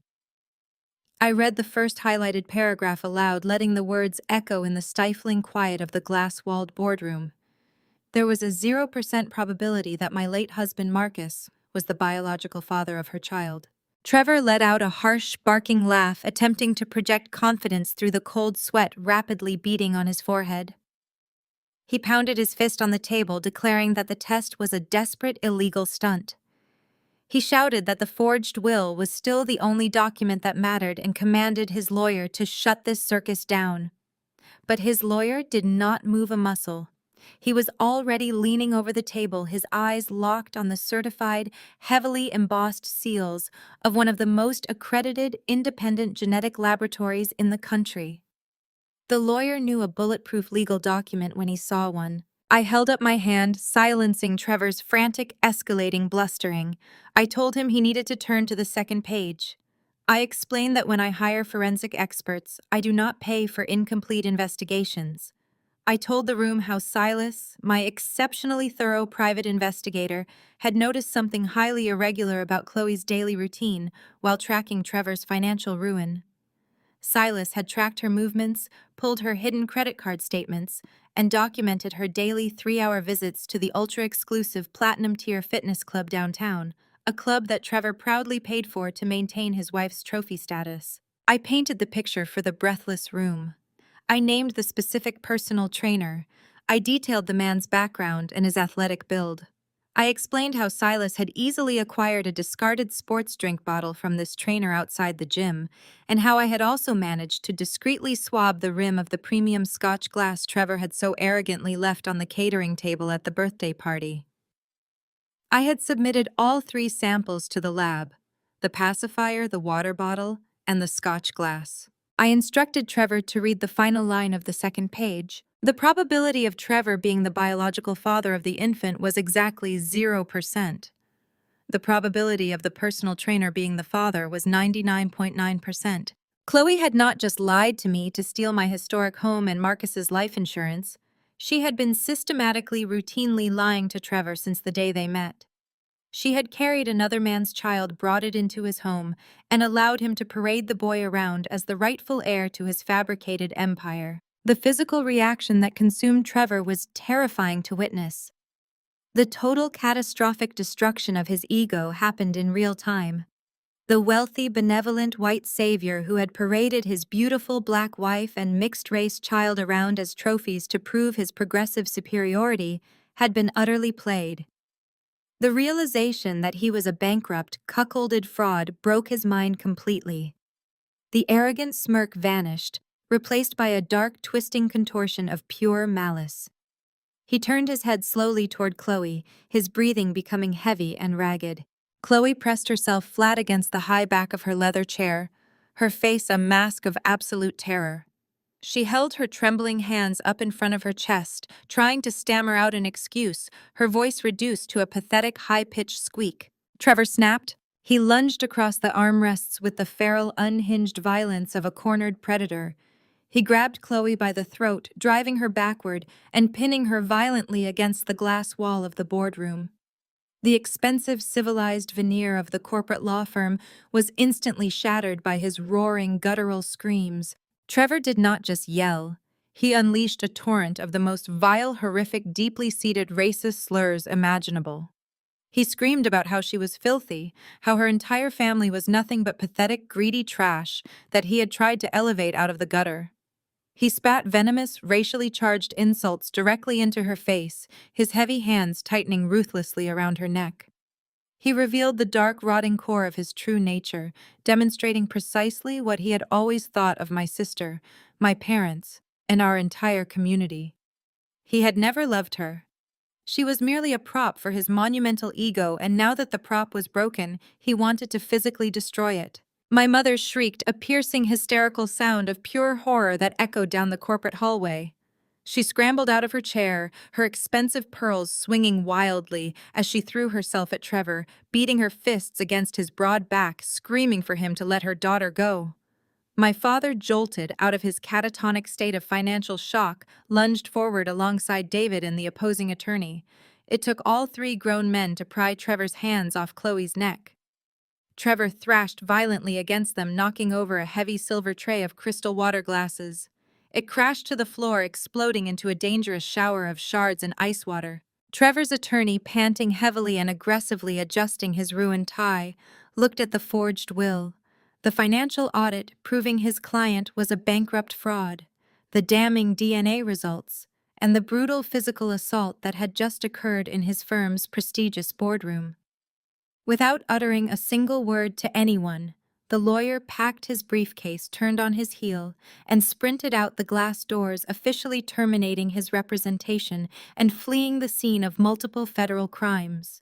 Trevor was shoved hard into the corner of the room by my father. He stood there with his chest heaving, his eyes darting around the room like a trapped rat. He looked at the shattered glass, the weeping women, and the undeniable paper trail of his total annihilation sitting on the table. Knowing he was facing federal forgery charges, millions in insurmountable debt, and imminent assault charges, his cowardly survival instinct took over. He bolted. He pushed roughly past my father and ran out the door, leaving my sister coughing, gasping for air, and sobbing hysterically on the floor. The room fell into a heavy, traumatic silence, broken only by Chloe's ragged breathing and my mother's inconsolable weeping. I did not move to comfort them. I remained seated, my posture perfect, my hands neatly folded in my lap, watching the ruin I had orchestrated. My father stood alone in the center of the wreckage. He looked at the empty doorway where his wealthy white savior son-in-law had vanished. He slowly turned his head to look at the financial audit still resting on the mahogany table. It was the undeniable printed proof that the millions of dollars he had secretly funneled out of his church's building fund were completely gone, gambled away by the grifter he had worshipped. He slowly turned to face me. The righteous, booming pastor who had condemned me from his sacred pulpit just days ago was gone. In his place was a pathetic, terrified, and broken old man staring down the barrel of a massive federal embezzlement indictment. He looked at me sitting perfectly calm in my chair, completely untouched by the chaos and the violence. He knew exactly what I did for a living. He knew I was a master crisis management expert. He knew I possessed the personal wealth, the ruthless connections, and the strategic brilliance required to cover up a catastrophic financial scandal before it reached the press. My father's knees buckled. He sank down onto the expensive water-soaked carpet right in front of my chair, ignoring the shards of broken crystal scattered around him. He clasped his hands together, raising them toward me in a posture of desperate, trembling prayer. He began to beg. He cried out that the church auditors were coming next month. He sobbed that he would lose his ministry, his reputation, his beautiful home, and his freedom if I did not help him replace the missing funds. The tears streamed down his weathered face as he invoked the name of God, pleading for Christian forgiveness. He begged me the daughter he had physically struck, publicly humiliated, and attempted to rob to open my checkbook and save his miserable life. I looked down at him. I felt absolutely no pity. I felt no urge to offer grace to the man who had gladly thrown me to the wolves to protect his own greed. I slowly stood up, towering over the broken man, weeping at my feet. I picked up my briefcase, snapping the brass locks shut with a sharp, decisive click. I looked down into his terrified, pleading eyes and offered him a smile colder than a winter storm. "I am not finished yet, Dad." If a camera had been recording the events unfolding inside that glass-walled boardroom, the frame would have remained entirely static. The chaotic, kinetic violence of the past 10 minutes had completely evaporated, replaced by a suffocating, glacial stillness. The absolute center of gravity in that room was no longer Trevor's loud, aggressive posturing or my mother's hysterical weeping. It was my absolute, unwavering calm. I stepped gracefully around my father's trembling form, my designer heels making sharp, rhythmic clicks against the damp carpet. I returned to my leather chair, taking my seat with the slow, deliberate grace of a queen ascending a throne. I smoothed the lapels of my suit, perfectly composed, while the rest of my family looked like survivors of a shipwreck clinging to floating debris. Trevor was slumped against the far wall, his breath coming in shallow, ragged gasps as he stared at the floor. Chloe was curled into a tight, trembling ball in the corner, her face streaked with mascara and sheer terror. My mother sat frozen in her chair, staring blankly at the shattered crystal on the floor. My father remained on his knees, his hands clutching his chest, completely paralyzed by the impending doom of his ruined church legacy. "You all walked into this room today with a very specific, deeply flawed narrative." I began, my voice cutting through the heavy air with surgical precision. "You believe that because Marcus was a successful architect, he was the sole provider of our household. You believe that I was just the struggling, insignificant public relations wife surviving on his generous dime. You believed that by forging a will, you could effortlessly strip me of an $800,000 house and leave me destitute." I reached into my briefcase for the final time. I pulled out a single heavy legal document bound in a blue backing. I placed it perfectly parallel to the edge of the table, directly in my father's line of sight. "This entire extortion attempt," I said, looking at Trevor, whose bloodshot eyes slowly raised to meet mine, "was built on the fundamental assumption that Marcus owned the Beacon Hill estate. You assumed that because his name was on the mortgage, you could use his forged signature to steal the equity. But you made a critical error, Trevor. You never actually pulled the county property records. You just assumed you knew how the world worked." I tapped my manicured fingernail against the heavy blue document. "If you had bothered to do even the most basic legal due diligence before committing federal fraud, you would have discovered that Marcus's name has never been on the deed to that house. Marcus did not buy the Beacon Hill estate. He did not pay the property taxes. He did not fund the renovations." My father slowly raised his head, his tear-streaked face contorting in sheer confusion. He looked at the document, then back up at me. "The house is owned outright, free and clear, by a corporate trust," I stated, my voice echoing coldly off the glass walls. "A private, specialized real estate holding company called Blackstone Holdings." Trevor blinked, his exhausted mind struggling to process the legal terminology. He pushed himself slightly away from the wall, his brow furrowed. Blackstone Holdings. He rasped, his voice hoarse from his violent screaming. What does that even mean? Who owns the trust? I do, I replied, a slow, genuine smile finally touching my lips. I am the sole proprietor, the primary shareholder, and the exclusive beneficiary of Blackstone Holdings. The silence that followed was absolute. The sheer magnitude of my revelation struck the room with the force of a physical blow. I watched the gears turning in my parents' heads as they tried to reconcile the daughter they had relentlessly mocked with the reality sitting across from them. For the last 10 years, I continued keeping my tone conversational but lethal. You all treated my career like a pathetic hobby.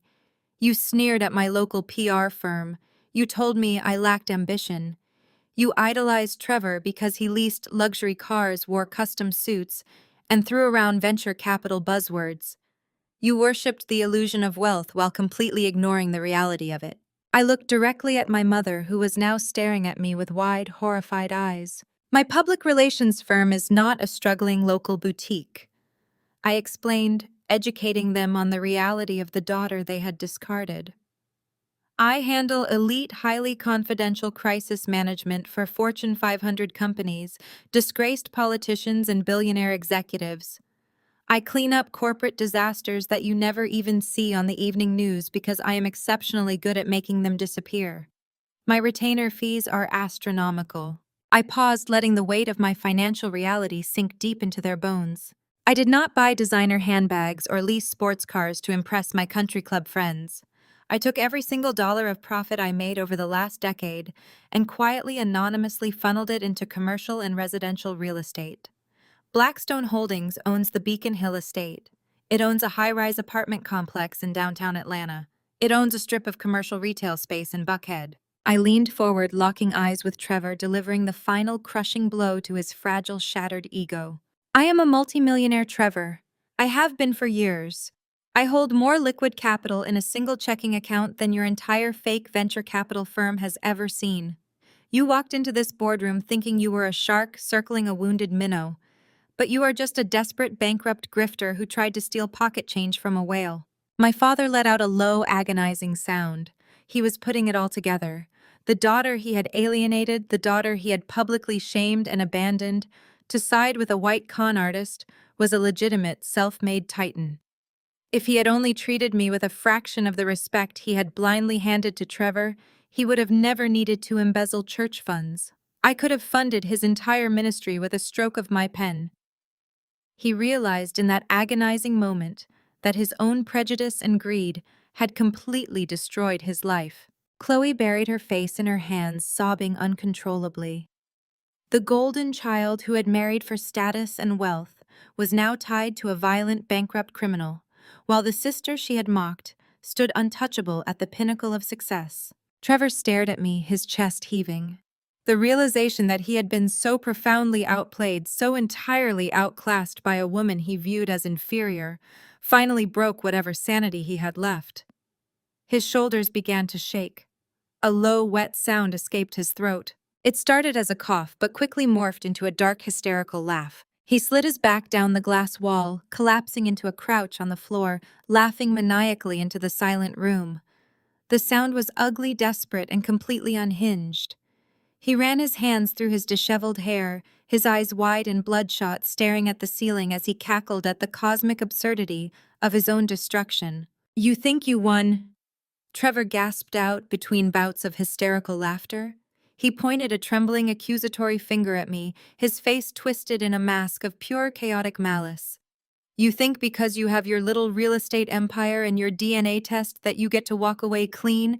You think keeping your house means you escape this?" He pushed himself up onto his knees, crawling slightly forward on the damp carpet, his eyes burning with a venomous, destructive fire. "I am going down," Trevor sneered, spitting the words out with vicious delight. "But I am not going down alone. My company is currently being seized. I defaulted on a massive loan, and the Vanguard Investment Fund is executing a hostile foreclosure on every single asset connected to my name by the end of this week. They are tearing my accounts apart." He turned his manic, burning gaze away from me and locked it directly onto my father, who was still kneeling on the floor. When Vanguard opens my books, Trevor hissed, his voice echoing with lethal promise, they are going to find the $2 million your righteous holy father quietly wired into my offshore accounts. When I declare federal bankruptcy tomorrow morning, I am going to list the First Baptist Church of Atlanta as an unsecured complicit investor in a fraudulent gambling syndicate. My father let out a choked, terrified cry, grabbing his chest as if he had been shot. Trevor laughed again, a harsh, grating sound of pure evil. I am going to drag your precious church fund right down into the mud with me. When the feds come for me, they are coming for him too. Trevor's maniacal laughter bounced off the pristine glass walls of the boardroom, a jarring, ugly sound that starkly contrasted with the terrified, suffocating silence of my parents. My father was gasping for air, clutching his chest, watching his entire legacy disintegrate before his eyes. My mother had slumped over the table, burying her face in her arms, utterly defeated by the monster she had welcomed into our family. Trevor stood there vibrating with a toxic mix of adrenaline and despair, completely convinced that his mutually assured destruction was the ultimate trump card. He believed that if he was going to drown, he was taking my father's church, my parents' reputation, and my family's standing down to the bottom of the ocean with him. I let his laughter run its course. I let the absolute horror settle deep into the bones of the people who had betrayed me. I did not interrupt the silence that followed. I simply sat in my chair, adjusting my posture with deliberate, agonizing slowness, and allowed a genuine, effortless smile to spread across my face. Trevor noticed my expression. His laughter died abruptly in his throat. His bloodshot eyes narrowed, searching my face for the panic, the devastation, or the plea for mercy he so desperately needed to see. He found nothing but cold, amused satisfaction. "What are you smiling at?" he spat, his voice dropping into a dangerous, paranoid growl. "Did you not hear a single word I just said? I am taking them all down." I picked up a sleek black remote control resting near the center of the mahogany table. I aimed it at the far wall of the conference room and pressed a single button. The heavy automated blinds hummed as they descended over the floor-to-ceiling windows, plunging the room into a cool, cinematic darkness. Another press of the button lowered a massive high-definition projection screen from the ceiling directly behind Trevor. "I heard every word, Trevor," I said, my voice cutting through the dim room with the absolute clarity of a polished diamond.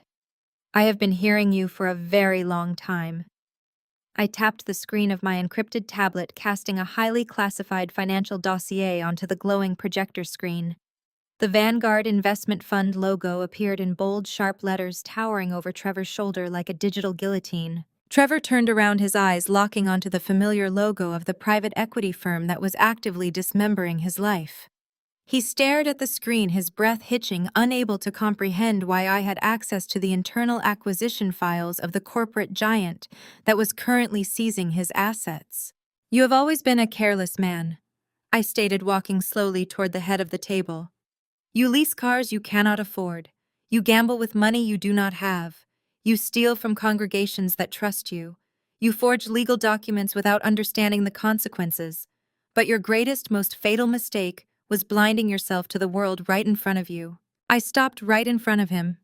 I reached into the breast pocket of my tailored suit jacket and pulled out a heavy matte black business card with raised gold lettering. I let it drop from my fingers. It landed on the mahogany table with a sharp, distinct clack. "Trevor, in all your desperate, panicked dealings over the last 6 months, did you ever once bother to read the names of the principal stakeholders at Vanguard?" I asked, watching his eyes drop to the card. "Did you ever look past the corporate shell companies and the offshore intermediaries to see who was actually buying up your delinquent debt?" Trevor stared at the card. His mouth opened, but no sound came out. The raised gold letters stared back at him. Naomi Vance, Principal Director and Majority Shareholder, Vanguard Capital Acquisitions. I watched the last remaining shred of his sanity snap in half. The blood drained so completely from his face that his skin took on a translucent, waxy quality. His knees visibly buckled, and he grabbed the edge of the table just to keep himself standing. "You," he whispered, his voice trembling so violently the word barely materialized in the air. It was you. It was always me, I confirmed, stepping closer, refusing to give him a single inch of breathing room. When you started spiraling into gambling debt 2 years ago, my forensic accountants flagged your liabilities. When you begged my father to dip into the church's building fund to cover your margin calls, my firm acquired the debt. I bought your fraudulent shell companies for pennies on the dollar. I bought the mortgage on your over-leveraged suburban mansion. I bought the predatory loans you took out from overseas syndicates. Vanguard is not some faceless corporate entity coming to destroy you, Trevor. Vanguard is me. The gravity of the situation slammed into the room with apocalyptic force. I was not just a grieving widow defending her home. I was the apex predator who owned the very cage they were all trapped in. I possessed the absolute power of life and death over every single asset, every bank account, and every property attached to his name. I turned my attention to my parents. They were staring at me as if I were a deity who had just descended from the sky to cast final judgment. You thought you could drag my father's church down with you, I said, my voice echoing off the walls as I looked back at Trevor. But you cannot liquidate assets you no longer control. As the primary holder of your debt, Vanguard has already seized your remaining equity. When you file for federal bankruptcy tomorrow, you will not have the power to list the First Baptist Church as a complicit investor. Why? Because 3 days ago, Vanguard legally absorbed that debt. The church's missing $2 million is no longer a federal crime waiting to be exposed by you. It is a private, secured liability held entirely by my holding company. I watched my father process the reality of his existence. His entire life, his public standing, his freedom, his pension, and his multi-million-dollar megachurch were no longer in the hands of a volatile con artist. They were resting squarely in the palm of the daughter he had emotionally abused, publicly shamed, and actively tried to rob. My mother let out a loud, shattering wail. The pristine, image-obsessed matriarch broke completely. She slid out of her expensive leather chair and dropped directly onto her knees on the floor. She crawled toward me, her designer dress soaking up the spilled water from the shattered crystal, completely oblivious to the indignity of her position. "Naomi, please," she sobbed, grasping desperately at the hem of my skirt. "Please, my baby, you have to save us. You have the power to fix all of this."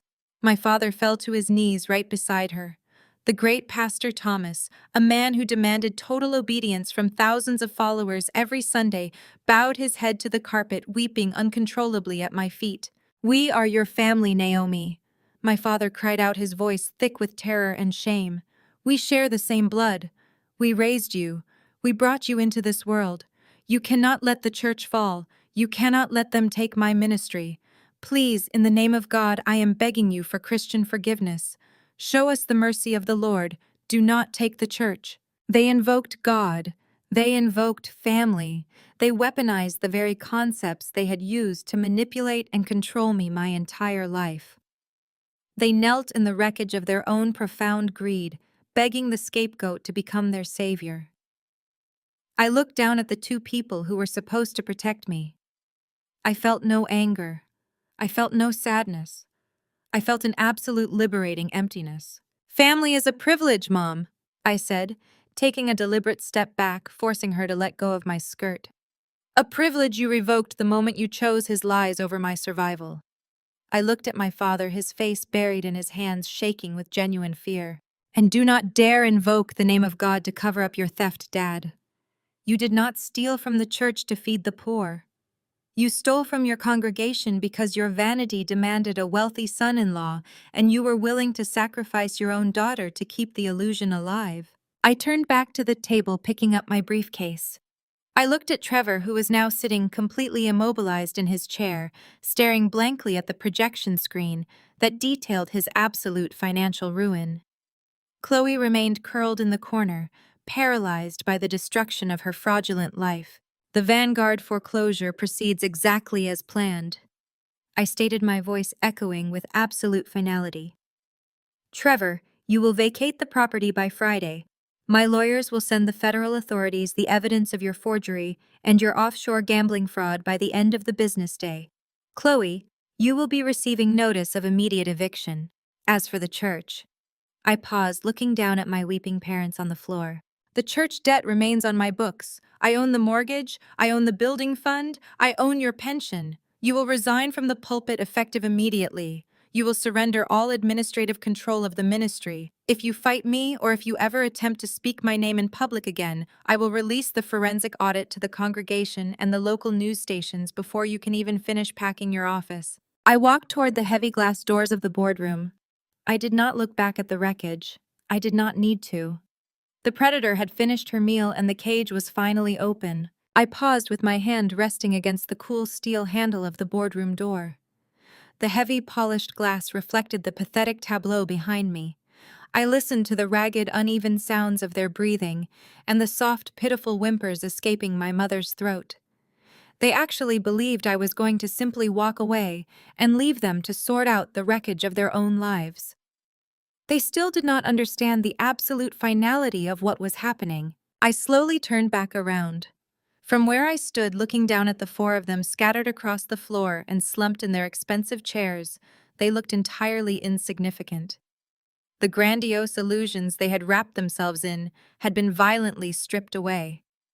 I walked with deliberate, measured steps back to the head of the mahogany table commanding the center of the room one last time. I am not leaving this to chance, I stated, my voice ringing with a cold, terrifying authority. None of you get to walk out of this building and attempt to spin a new narrative. You are not going to hire discount lawyers to tie this up in civil court. We are ending this right here, right now, entirely on my terms. I opened my briefcase again and withdrew a thick stack of legally binding contracts my attorneys had prepared weeks in advance, anticipating exactly how this day would unfold. I tossed the first document directly onto the floor in front of Trevor. That is a sworn, legally binding confession, I told him, watching his bloodshot eyes track the paper as it landed near his knees. It details your forgery of Marcus's will, your attempt to extort an $800,000 property, and your comprehensive wire fraud regarding the offshore gambling accounts. You're going to sign it right now. Tomorrow morning, you will walk into the federal prosecutor's office downtown and turn yourself in. You will plead guilty to every single charge, and you will accept whatever federal sentence they hand down. Trevor stared at the document, his hands shaking violently. He opened his mouth to argue, a desperate animalistic instinct to survive fighting through his paralysis. You cannot force me to sign that. It is a guaranteed prison sentence. I will lose everything. You have already lost everything, I replied, my tone devoid of a single ounce of mercy. If you do not sign that confession right now, I will not just hand Vanguard's forensic audit to the authorities. I will hand it to the ruthless, unregulated overseas creditors you owe $2 million to. They do not operate through the federal court system, Trevor. They do not care about plea deals. They will find you, and they will extract their debt in ways that will make a federal penitentiary look like a luxury resort. Choose your cage. Trevor swallowed hard, a sickening sound of total defeat.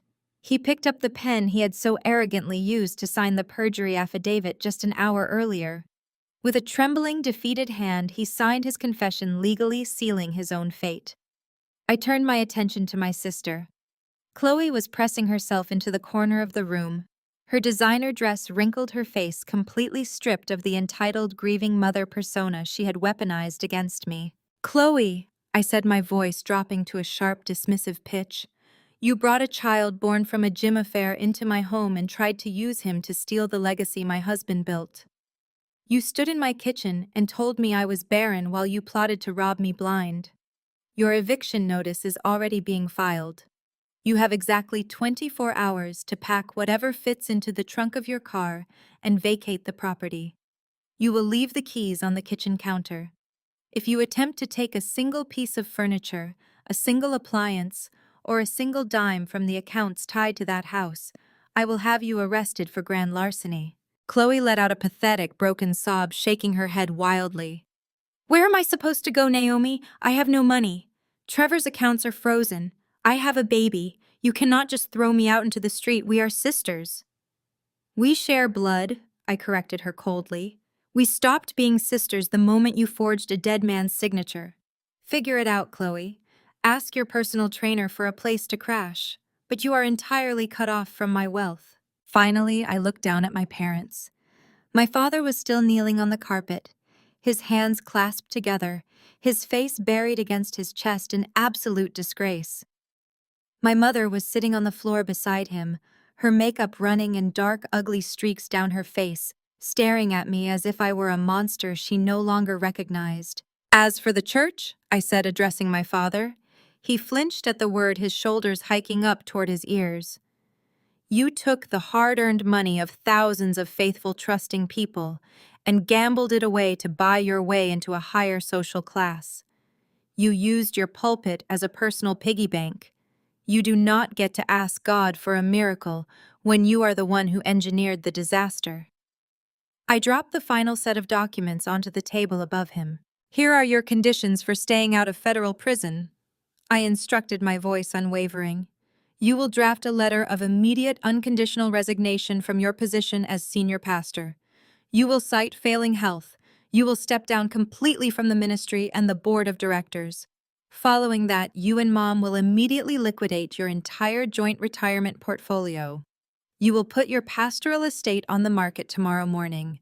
Every single dollar from your retirement, your savings, and the sale of your home will be transferred directly to Blackstone Holdings to cover the $2 million you stole from the church." My mother gasped, scrambling up to her knees, her voice shrill and hysterical.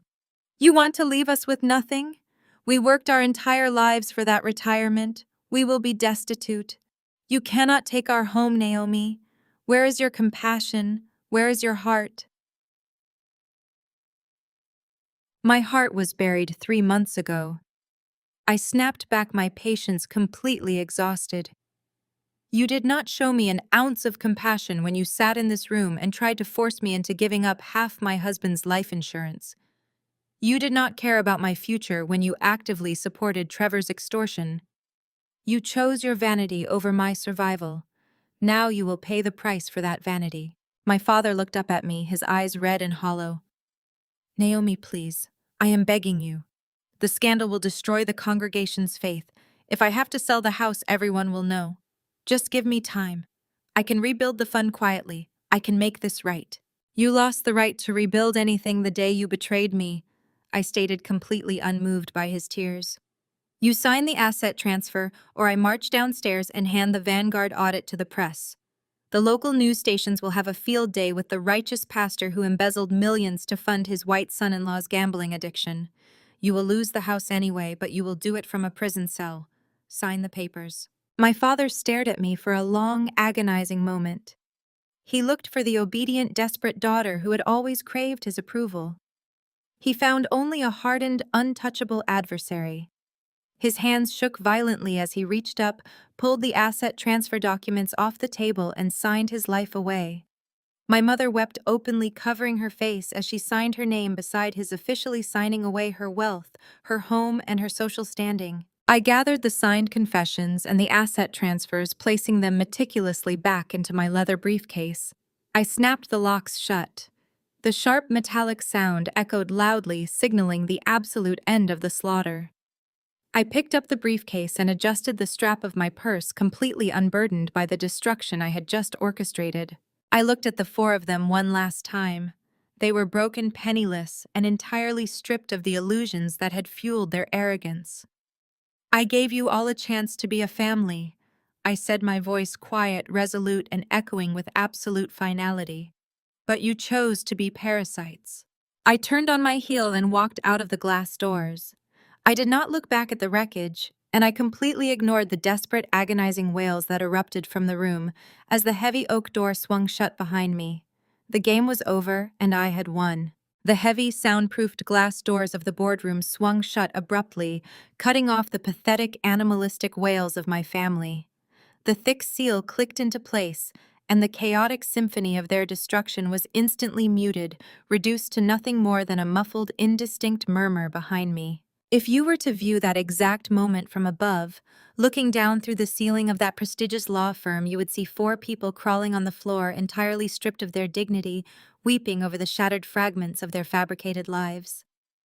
You would see them reduced to their smallest, most pathetic forms. But if you viewed it from the floor, looking up as I walked away, you would see a woman who had finally stepped entirely out of their toxic shadow. I walked down the polished corporate corridor with my head held high, my posture impeccable, and my designer heels clicking a steady rhythmic cadence of absolute victory. I felt 10 feet tall.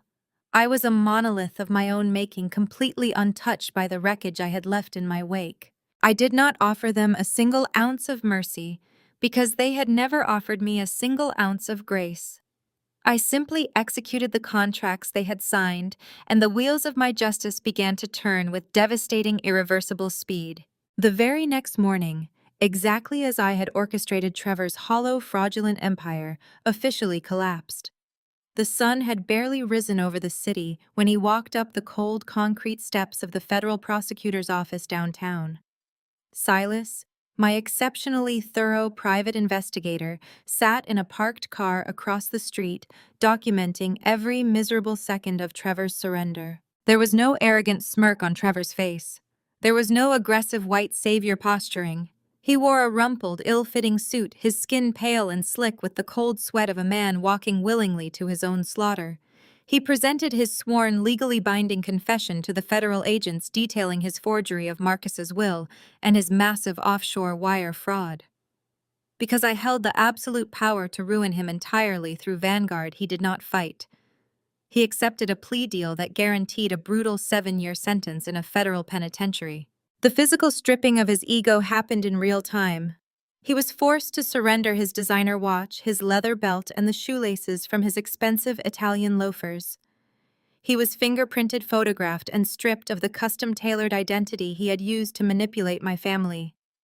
The heavy steel door of a holding cell slammed shut behind him, replacing his luxury penthouse with a sterile concrete box. The man who had violently pinned my sister against a glass wall just 24 hours earlier was now entirely powerless, locked away to rot in the absolute reality of his own actions. By Friday morning, the consequences of that boardroom meeting arrived at the doorstep of the Beacon Hill estate.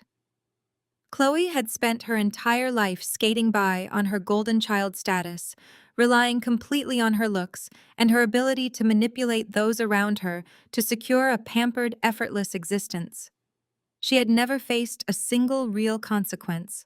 That streak ended the moment my private security team and the county sheriff arrived at the property to execute her immediate eviction. She stood in the grand foyer of the home she had tried to steal from me, screaming and crying as the security team handed her a stack of heavy-duty trash bags. She begged for more time. She tried to leverage her baby, crying that she was a mother and needed a place to stay. The sheriff simply pointed to the door. She had exactly 1 hour to pack whatever she could carry and leave.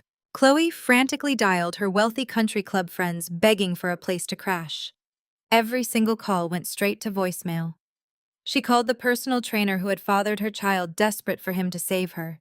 He had already blocked her number, entirely uninterested in a woman who no longer had access to a multi-million-dollar bank account. She was forced to stuff her wrinkled designer dresses and her premium makeup into cheap black garbage bags.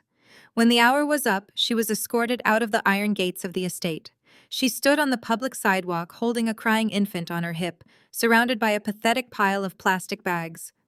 The beautiful, entitled sister who had sat in my kitchen and mocked my barren womb was now standing on the street possessing absolutely nothing. She had thrown away the only sister who would have fiercely protected her, all for a fraction of an inheritance she never deserved. Now she was entirely invisible. But the most profound public collapse was reserved for my parents.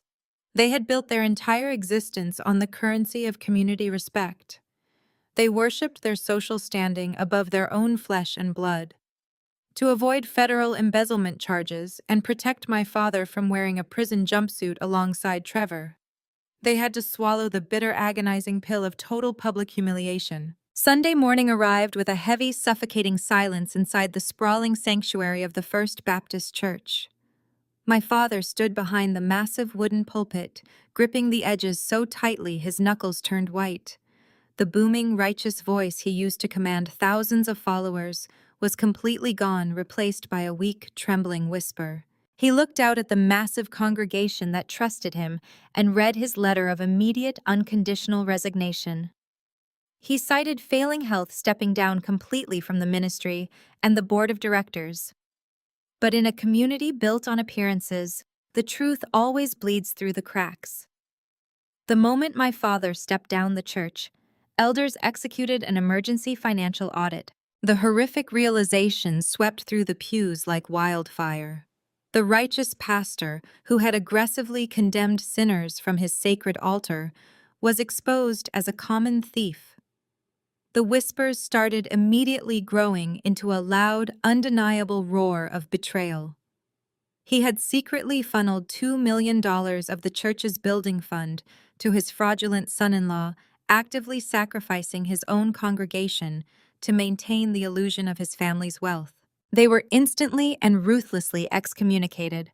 The community they had ruled and judged for decades turned their backs on them completely. Lifelong friends blocked their numbers. Grocery store clerks they had known for years suddenly refused to meet their eyes. They were entirely exiled from the only world that mattered to them. The financial ruin was absolute and meticulously enforced by my attorneys. Within 72 hours, my parents were forced to list their luxurious, sprawling pastoral estate for sale. They had to completely liquidate their joint retirement accounts, draining every single penny they had saved over 40 years.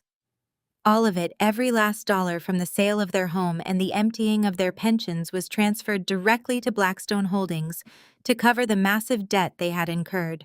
They were forced to move out of their mansion and rent a tiny, outdated, poorly insulated one-bedroom apartment situated directly next to a noisy, elevated highway. The quiet, manicured serenity of their lost estate was permanently replaced by the constant grating roar of heavy traffic and rattling windows. My mother, a woman who used to dictate the social hierarchy of the church auxiliary board while draped in expensive pearls, now wears dark sunglasses and a pulled-down hat when she walks to the local laundromat, completely terrified of making eye contact with anyone who might recognize her fallen face. My father spends his days sitting in a cheap, worn-out recliner in their cramped living room, staring blankly at the peeling wallpaper. He is stripped of his title, his respect, his authority, and his wealth. He is a king sitting in a dungeon of his own making, entirely paralyzed by the crushing weight of his monumental failure. Every single morning, exactly at 8 o'clock, my secure phone carrier intercepts 2 blocked text messages. I know exactly who they are from. I know they are long, desperate paragraphs from my parents pleading for forgiveness. I know they are begging for a second chance, frantically invoking the bonds of family and asking me to rescue them from the miserable, suffocating reality they engineered for themselves. They cry out that they are sorry, that they finally see the error of their ways, that they want their daughter back. They do not know that I changed my personal phone number the moment I walked out of that boardroom. They are screaming into a digital void, endlessly seeking absolution from a daughter who simply no longer exists to them. I sit at the head of my own dining table, sipping a perfectly chilled glass of white wine, watching the sunset paint the city skyline in brilliant shades of gold and crimson. My posture is relaxed, my mind entirely unburdened. I look back on the wreckage they brought upon themselves, and I feel absolutely no remorse. I offered them grace, and they spat in my face.